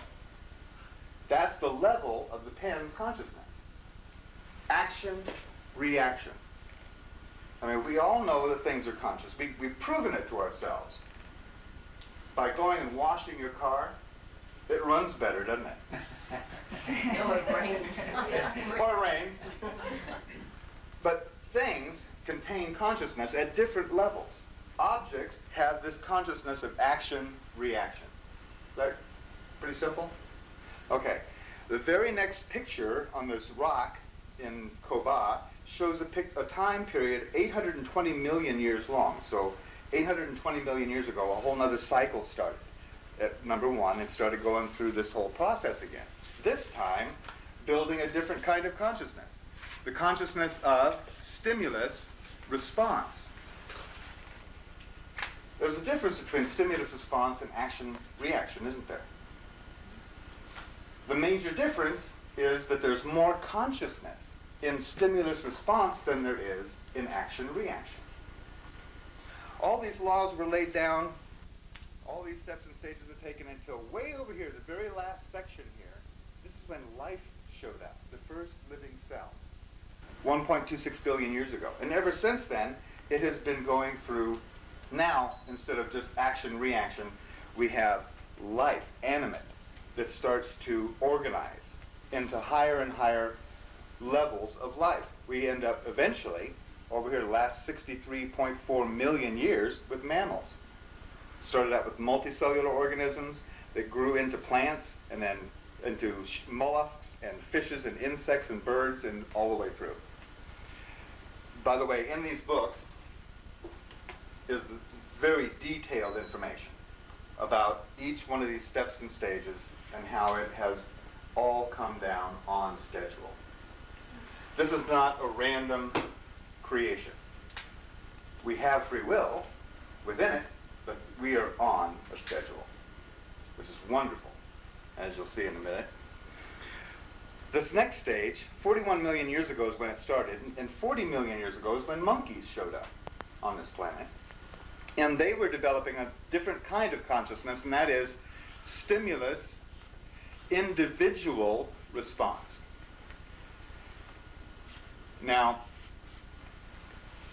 down here, life had organized itself into things like nests and swarms and flocks and hives and herds. That's this kind of consciousness, stimulus response. But here, we entered into a whole other kind of consciousness, a familial consciousness. What's the difference between a family and a herd? The recognition of individuals. Now, this is a big difference. Stimulus response, stimulus individual response sounds the same, but it's a huge difference, and you've experienced it. There's times when you felt really good about just being yourself. And then there's other times when you felt like you were part of the herd. Like waiting online at some big sporting event or stuck in traffic. Check your consciousness levels. when you're feeling good about yourself and when you're stuck in traffic. There is a big difference in consciousness. And that whole thing, this whole level, 41 million years of it, helped us to develop better ways to interrelate or intercommunicate. We move up to the tribal cycle, which started 2 million years ago. 2 million years ago was when the first Australopithecus showed up, the first tailless ape, which is called Lucy. And this whole level was about a new kind of consciousness called similarities and differences. This whole 2 million years here was the evolution of a tool called your mind. Down here, we developed the brain. Up here, the brain was enlarged. But here, we went on to develop the mind, the ability to see similarities and differences and make decisions about things rather than just reacting. This is another huge step forward for all of consciousness. 102,000 years ago, we're still living in the caves. But we began here, right here. This is when we started speaking to one another, right at the very beginning of that cycle. And this whole cycle was developing a new consciousness called reasons. The reasons for things. Here we're able to make decisions, but here we started coming up with reasons. The first people to do that ended up being called shamans, or the leaders of the tribe, or the people gathered in the caves. They had all of the myths and all the establishments of religion all came from this process right through here. All the reasons for living. In fact, a culture is a group of people who share reasons. They share the same reasons for things.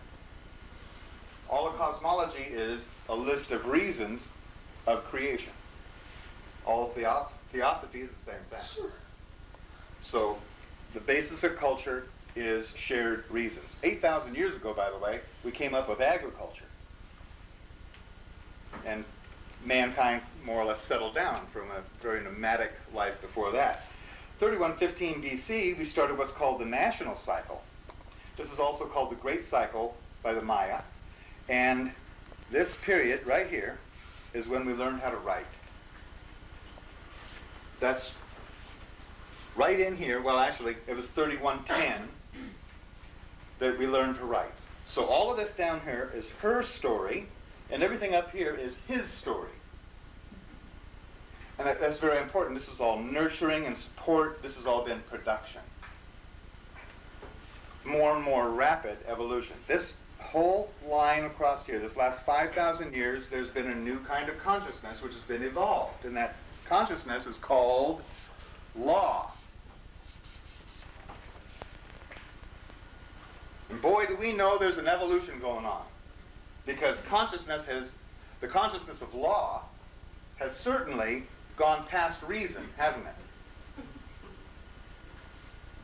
It really has. Just one little simple example. There are 16 million laws on the books. And you are personally responsible for knowing every single one of them. Ignorance is no defense. Unless you happen to be a lawyer. They're absolved from that. Which is beyond reason. But there's lots more we can go into, but that's another lecture. Planetary consciousness started 1755 AD, which happens to be the beginning of the Industrial Revolution. And this whole cycle was all about the production and the consolidation of power. Power. For the last 200 some odd years, all of consciousness throughout our whole galaxy has been aimed at power. Have you noticed that there's a lot of power in few hands? Have you been upset about that? I have. I have been since the 70s, or 60s, 67, 68, right in there.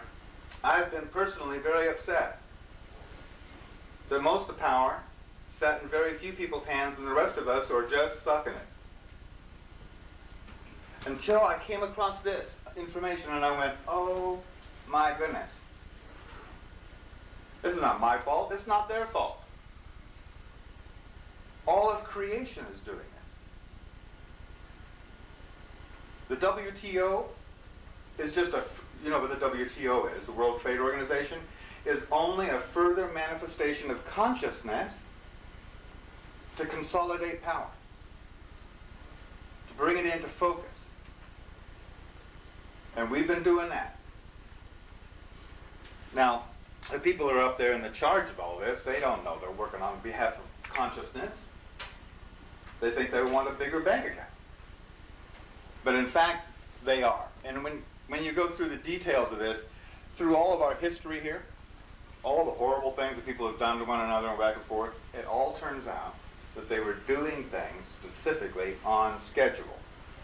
Genghis Khan, for instance, his whole adventure was to open the consciousness of East to the West. He put it together. All of that action was just to bring that about. And specifically, right on schedule. Galactic consciousness, we started January 5th, 1999. This is the most recent beginning. And this consciousness cycle is all about developing and dispensing the consciousness of ethics. Now, ethics and morals are two different things, so I want to make sure we got that straight. Ethics comes from inside your heart and shine out into the world. It's your own innate ability or consciousness of what's right and wrong. Morals, on the other hand, morals are reasons. There's a moral for why you tell the story, right? That's the reason you told the story. Morals are the rules or regulations that are handed down through cultures on what's appropriate, what's inappropriate in that culture. Completely different than ethics. Morals come from outside and are laid on you, like a blanket. Ethics shines from inside you out into the world. A good example of that, or a bad example of that, is that America is totally morally justified to be over in Iraq, doing everything that they're doing. They are morally justified.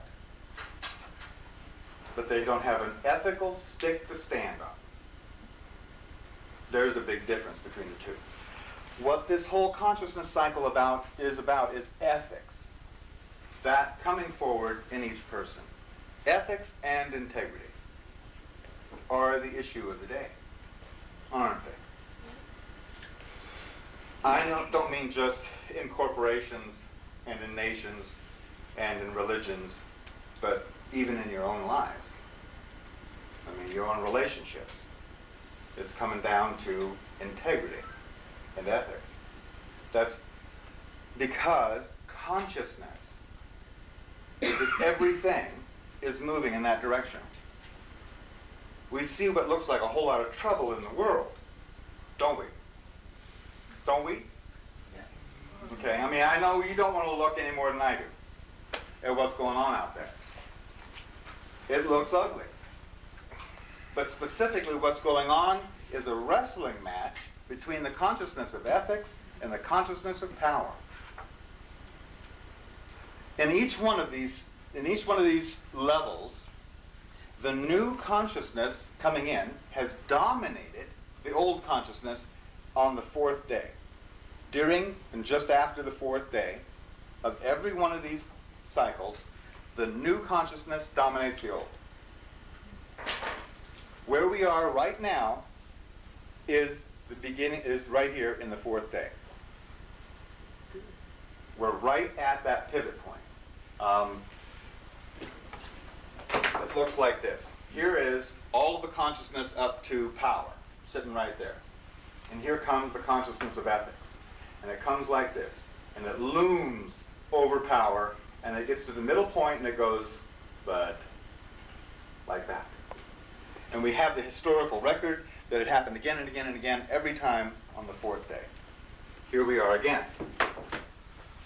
The last time we were in the fourth day was 1873 to 1893. And that's when power overcame law. This happened actually in a court decision. That corporations were granted all of the rights of individuals. And at the same time, all of you wonderful natural-born individuals were assigned corporate status. That's your name in all capital letters. Oh, you guys are starting to learn a lot more about that, I know. Power overcame law. Corporate rule overcame government by the people for the people. Not just in this country, but everywhere. Notice, you can't have ethics unless you have some power first. If you're running for your life, ethics is one of the last considerations you're going to have. But when you can at least hold your own ground, then you can start establishing your personal integrity and presenting ethics. Consciousness had to provide the power first before the finer tuning or steering could come into effect, the ethics. And that's what we're in right now. Now there is another cycle, the last cycle of this Mayan calendar. It's called the Universal Consciousness Cycle. It begins February 10, 2011. And this whole consciousness cycle is conscious co-creation. Conscious co-creation. That's what this evolution has been all about. Is us rejoining creation as knowing creators. We've had a lapse of our memory for whatever reason or whatever. I think it's been all part of a very elaborate and entertaining game. Myself, one that's taken quite a few million years, if not a billion years, to work our way up and out of the whole problem. This conscious co-creation is why we're here. I mean, it's obvious that we're co-creating this experience, isn't it? I mean, if you weren't here, ma'am, this event wouldn't be happening. It'd be different. So we are co-creating this experience. If I wasn't here, this wouldn't be happening at all. So we're co-creating, and we've been doing that with everyone in every situation all of our lives. Just not as consciously as we wished.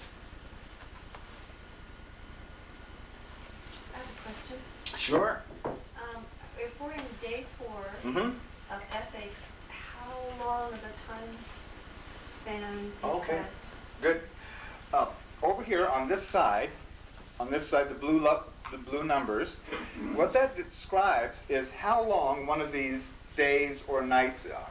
There's 7 days to each of these levels of creation and 6 nights. But one of these days on this first level was 1.26 billion years long. Things were moving really slow. But the very next one is only 63.4 million years long. In other words, 20 times shorter. Same amount of change, same amount of evolution, but 20 times faster. In the very next cycle, 20 times faster again, and again, and again, and again. We have an explanation or an example of how this consciousness affects our lives.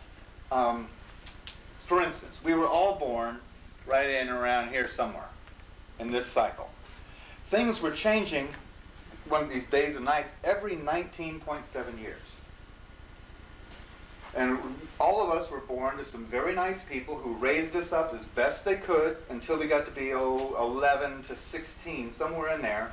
And we started noticing something about these people who claimed to be our parents.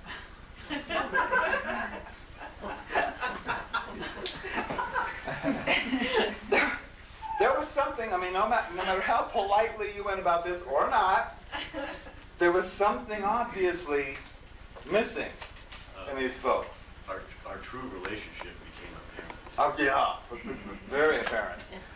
Although how we could have evolved from that was a mystery.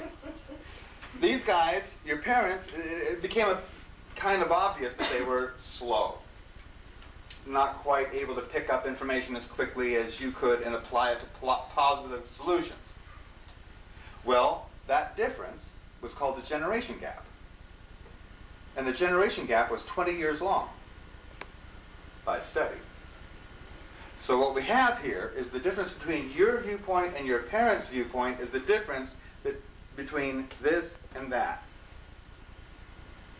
No matter how long it took to change, that's how much change there was in consciousness. Now, the same amount of change that was happening every 20 years is happening every 360 days.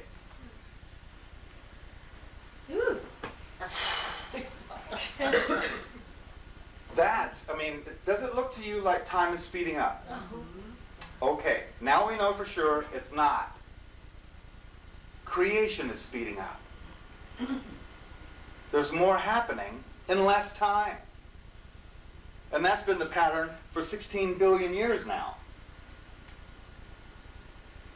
More and more and more is happening in every moment than ever was available before in any civilization, anywhere, everywhere. When more is possible to happen in every moment, there's more possible outcomes, which opens the door to things called miracles.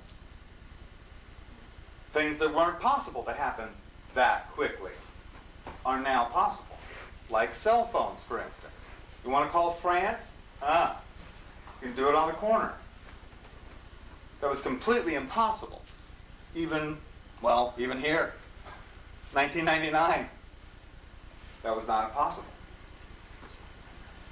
So we're going to see more and more acceleration, more and more coming to be possible, more and more opportunities, and that's mostly what we're going to be talking about tonight. That and this ethics and integrity.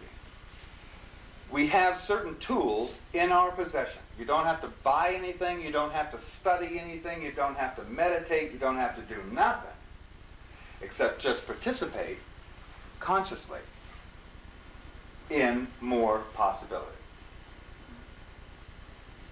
That's all we need to do. So, this, I could run through this just a little bit, but I think I'm not going to do that tonight. The developments that happened. The fifth day and the fifth night are big events in each one of these cycles. We're coming up on another fifth day right out here. Maybe we'll talk about it toward the end. I was going to say, could you just pick a couple that were the most prominent? I'll pick some that are no, why not? Here we go. During the fifth day is when things really get going in any one of these cycles. The first one was the development of our solar system. The second one was when life moved out of the water, it developed down in the water, onto land during the fifth day. During this period of time, color vision occurred. During this time, man discovered fire during that fifth day. In this fifth day, art. In this fifth day, this is when Jesus' message was going out all over the planet. Then here, in the last fifth day, was when we got, this was 1913 to 1932, and this is E equals MC squared, and also Mr. Hubble discovered that we lived in an infinite universe. So we got the blueprint of our reality with the theory of relativity, and we got the idea that we live in an infinite universe where everything is possible. Big opening for consciousness. Now during the nights, remember there's all kinds of stuff going on, but what happened here was 250 million years of meteor bombardment on the planet. All the leftover junk in the solar system slamming into the planets and moons. The moon still has all the scars. Here in the fifth night, 97% of all life was wiped out in the Perm-Jurassic extinction period. Here we don't know exactly what happened. Don't have enough data yet. But here, 680,000 years ago, we had the Ice Age. Good thing we had fire, huh? Fire and ice. I'm telling you, especially when you get into the detail of this, you're going to see very, very plainly that consciousness has been provided exactly the tools that was needed to go to the next step. So all the kind of worrying and fretting about what might happen really shouldn't be going on. We have the proof that consciousness has a plan. And we're all part of it. Then the next, this right here, we went in from art. 32,000 years ago, Neanderthal went extinct during that fifth night. They just couldn't keep pace. In fact, basically art is imagination. These guys didn't have any. Here was Christ's message, very upsetting, so upsetting that 415 years later, Rome fell. And it didn't fall because the swords went dull, or the spears drooped. It went down because consciousness changed. It's happening again. We're watching it happen again. Consciousness changing, right over the top of a government. So here in the ethics period, in the fifth day, what we should be seeing is the neighbors. We should be meeting our galactic neighbors in and about them. Plus all kinds of wonderful technologies. 1873 to 1893, by the way, which was the fourth day of this cycle, was when Nikola Tesla developed free energy. That's when he was doing all his work. Power squashed his researches. But here we are, full circle, back again. So during this period of time, by November of this year is the end of this fourth day, there will be, to consciousness, there will be an exposure of the fact of free energy. Talk about a change on power. We're going to see a big shift. And that's challenging enough in itself. We've got this descending time order here. Right now, things are changing every 360 days. There's a step in evolution. But here, every 20 days, there'll be the same amount of change or shift as there is in a year now. Now, this is presenting a real problem to the mind. Remember, we went along, we developed this mind over this 2 million year period to see the similarities and differences between things. It has a speed limit. 24 thoughts per second. That's as fast as your mind can process anything. 24 frames per second. That's how movies work. Special effects and all that are worked off of that. So as more and more information is piled in on this mind, it can process less and less of it. You understand? This causes stress on the whole system. It's part of our evolution. I mean, it was built right in. If you're not sure about something, your body starts to get tense and stressful, so you would leave that situation and go to some place that's more comfortable. It's very natural.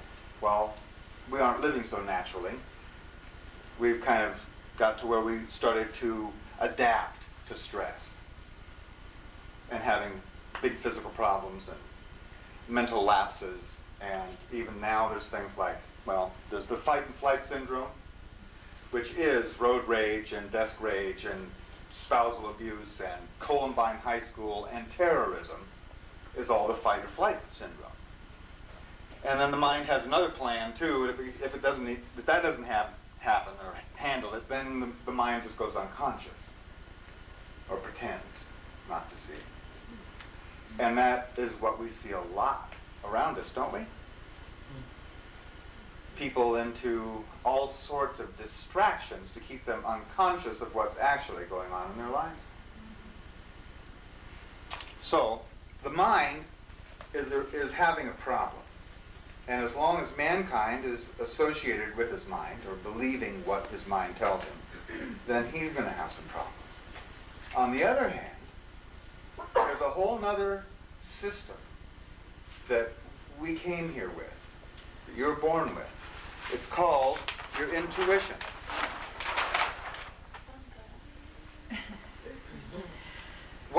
It's pretty obvious that everybody's going to go out of their mind pretty soon, because things are just going to keep on accelerating.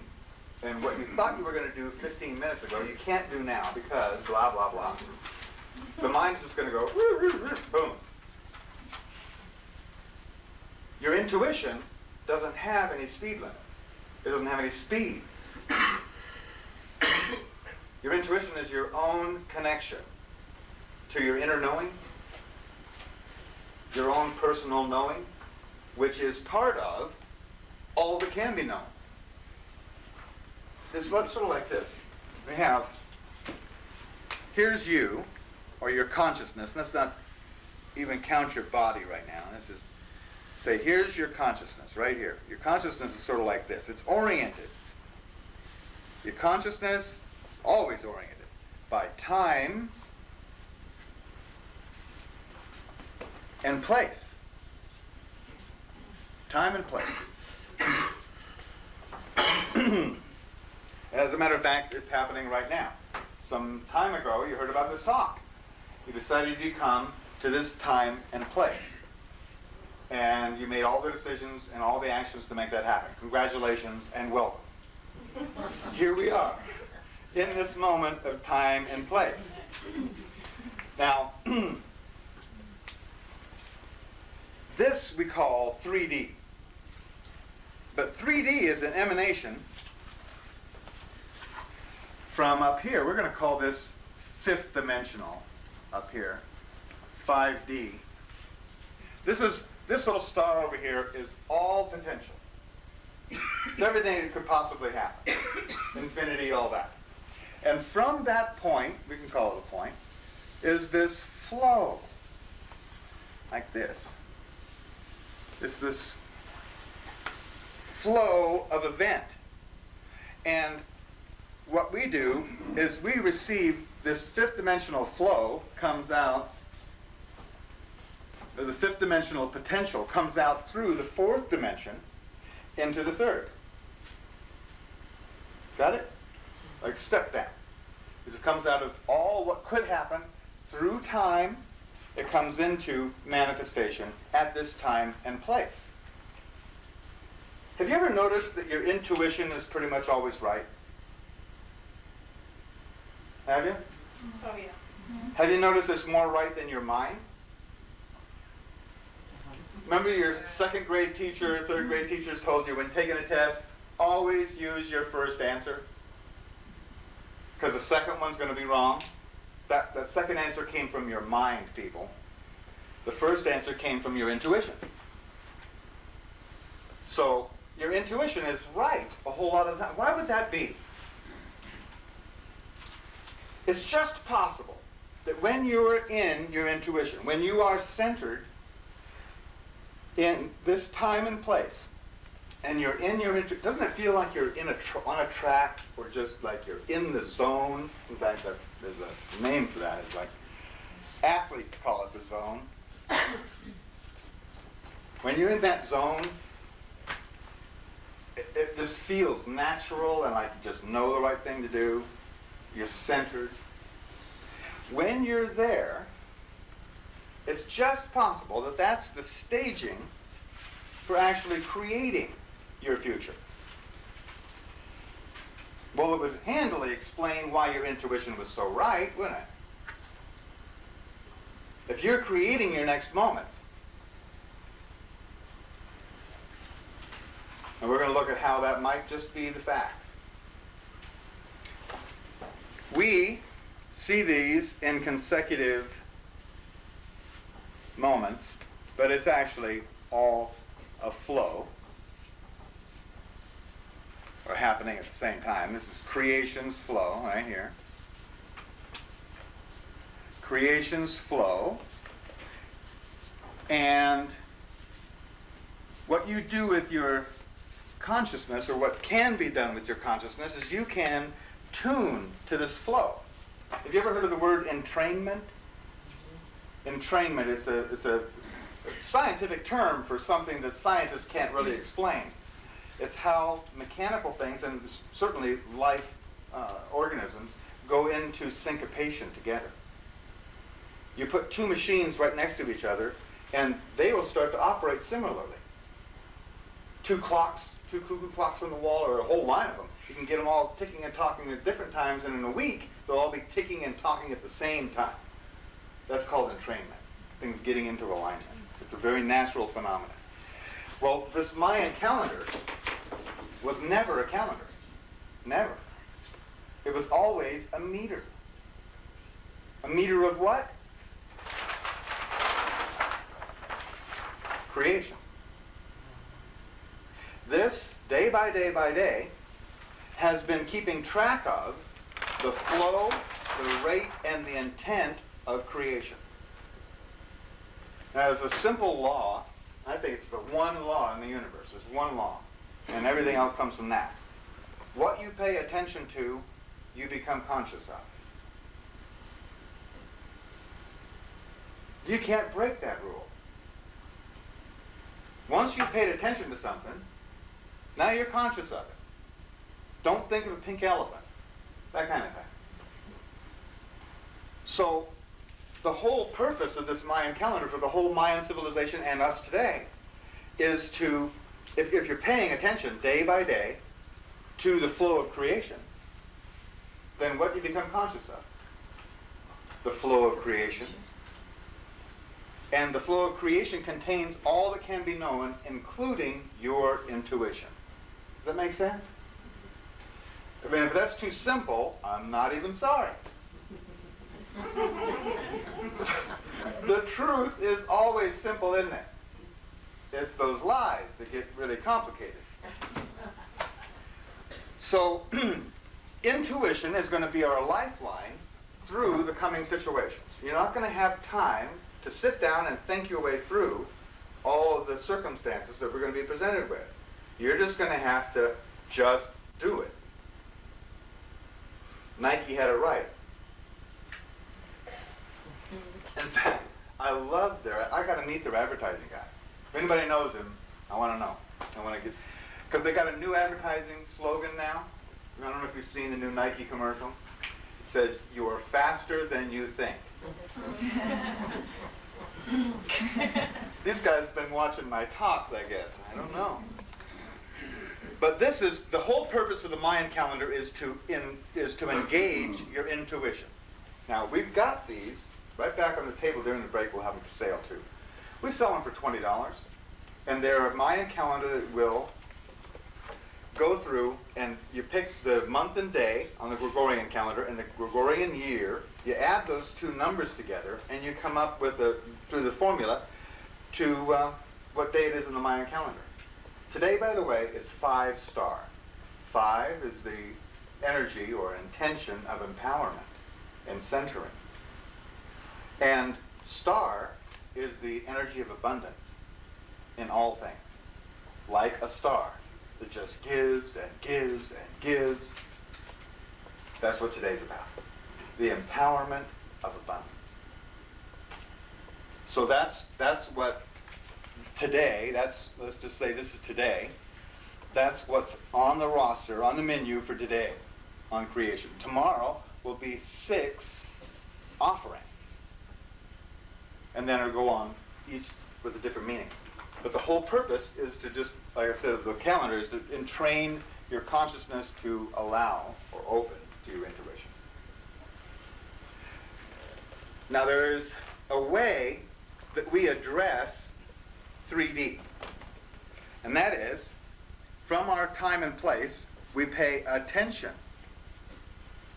to what's in front of us, to what's actually there. Your mind has a hard time doing this, because your mind doesn't even exist in the present. It only exists either in the past or the future. You notice that? When you're really into exactly what you're doing, you're not thinking about nothing, are you? You're just doing it. Then, when you're not so into what you're doing, your mind is like off and running. into the future, into the past, into the what may be and what could have been, shoulda. Ooh. We know too well that. But how you address 3D is by paying attention to the time and place that you're at. Then we develop an intent, an intention. An intention is a focus of your attention. An intention. What is it that you desire in the next moment? This is where you're getting set up. Now, the better attention you're paying, the stronger your intention. Have you ever tried to play Frisbee with somebody who didn't want to play? You know, they were not paying attention to what you wanted to do, were they? So you throw them the Frisbee, and they get it, and they, oh, well, okay. Go pick it up, and then they just flip it. Well, they didn't have a very strong intention because they didn't really want to pay attention to what was going on right then. It's the same with paying your bills and all kinds of other things. Then, once you got the intention, then we have this one right here, which is really important. Integrity. Integrity. We address the physical universe with our own personal integrity. You say you're going to do something, you do it, don't you? That's your integrity. You paid attention, you got an intention, now it's time to use your integrity to bring it about. Without integrity, it doesn't happen. Then we have this down here. Intuition. Your intuition. Knowing the right thing to do at the right time. How many people in this room have been in an automobile accident? Or some sort of an accident that could have taken your life? Okay, how many people saw time slow down? Were you paying attention during those moments? You were doing nothing but paying attention, right? Did you have an intention? Oh, yeah. We're going to make it through this one with all of our parts. Did you have integrity? I don't see any missing parts. And intuition. Now, when you were in that moment, you were solidly in your intuition, weren't you? You knew exactly what to either do or not do to get through that, didn't you? But it didn't happen with the mind. It didn't happen with the mind. I mean, after it was all over with, after you survived and everything, all the pieces were picked up, then is when your mind went, what could have happened? That's when the shock set in, when your mind touched you.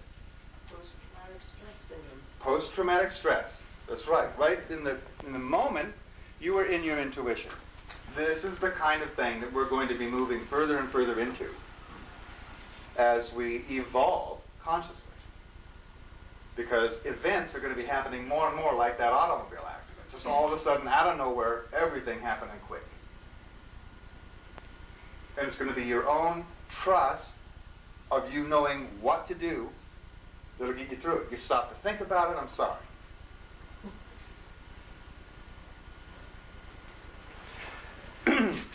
There's more detail about that but later.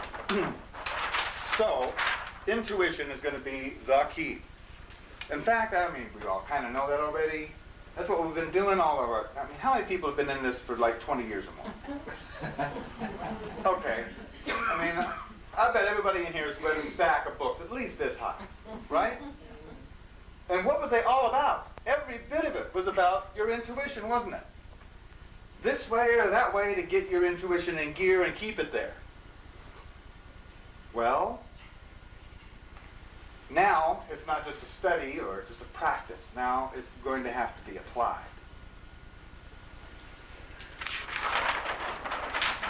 We're all creators. But the thing that we want to create most is peace of mind, isn't it?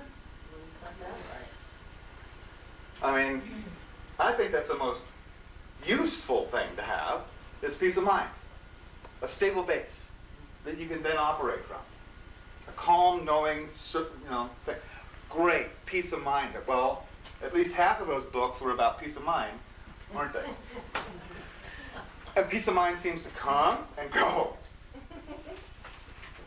I kind of boiled it down a little bit on where or why it goes. Because I thought that was really important to know.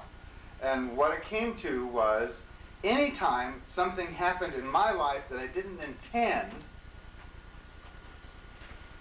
my peace of mind could leave. Whether it was something exciting and surprising, or something deeply depressing, or infuriating. It was those times that I was knocked off and my mind took over. There went the intuition, there went the peace of mind, because something happened that I didn't intend. Like, losing somebody's phone number, or my wallet. I didn't intend that, right?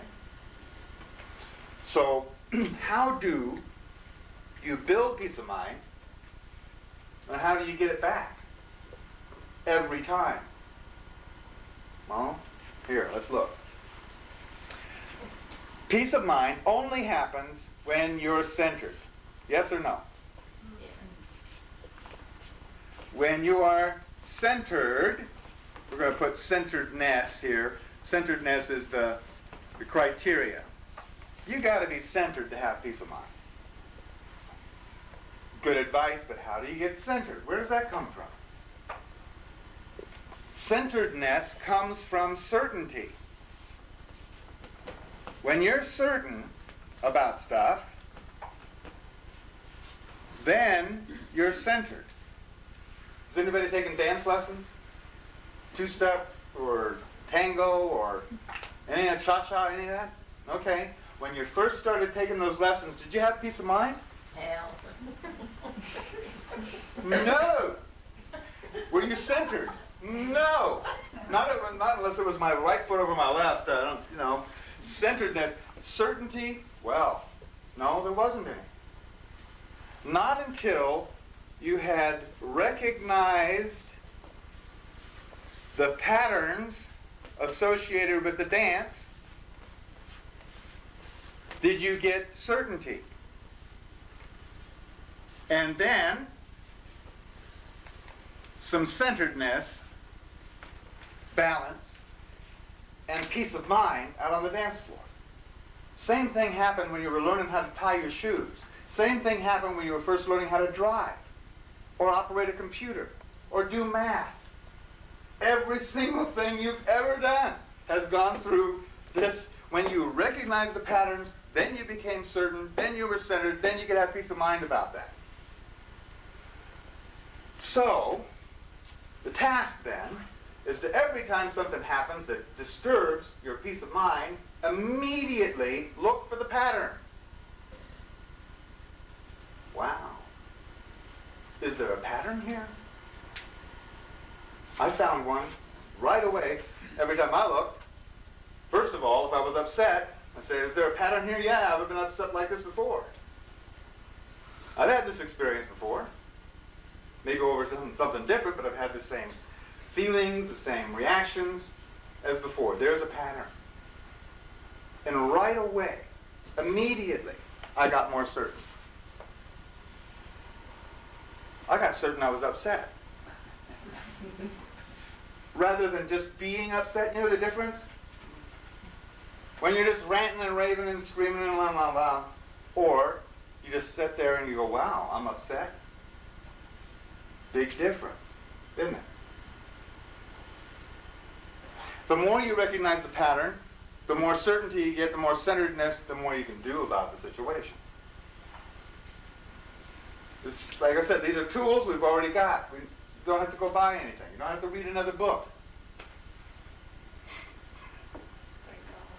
Yeah, we don't have the time to read the books. We got phones to answer. Does that make sense to you guys? Yeah. Okay. Now, what's going on in our civilization is that once you recognize the pattern, that's all great. Then we do this. We repeat the pattern. Repeating the pattern is kind of comfortable, you know? It's familiar. We repeat the pattern, and then we repeat the pattern again. Now, this isn't only just done on our part, it's done by our societies. We repeat the pattern, and repeat it, and repeat it, and repeat it, and repeat it, and repeat it, and...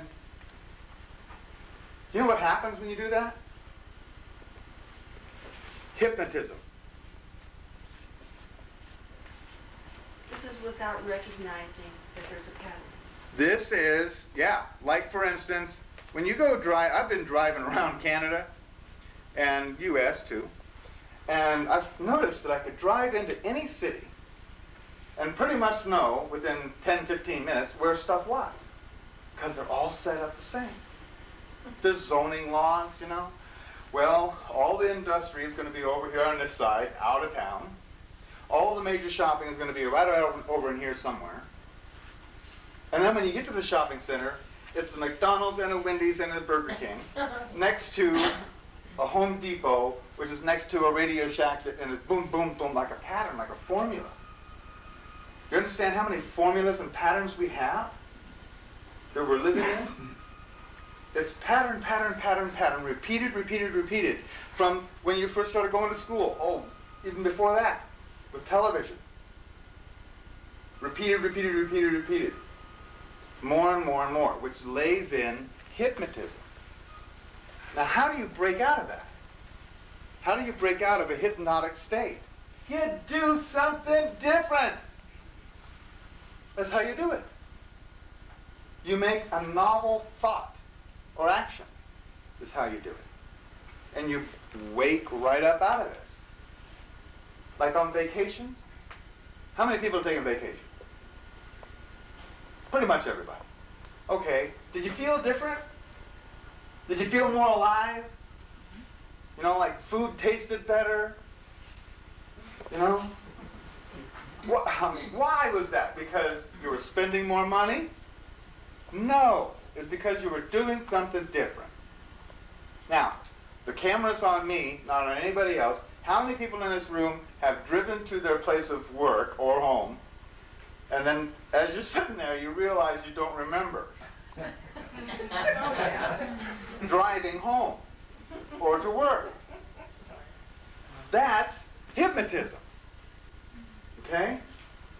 We're going to take just a short break for the tape, and then we'll be right back to this. Just like 3 minutes, just long enough for him to get that tape.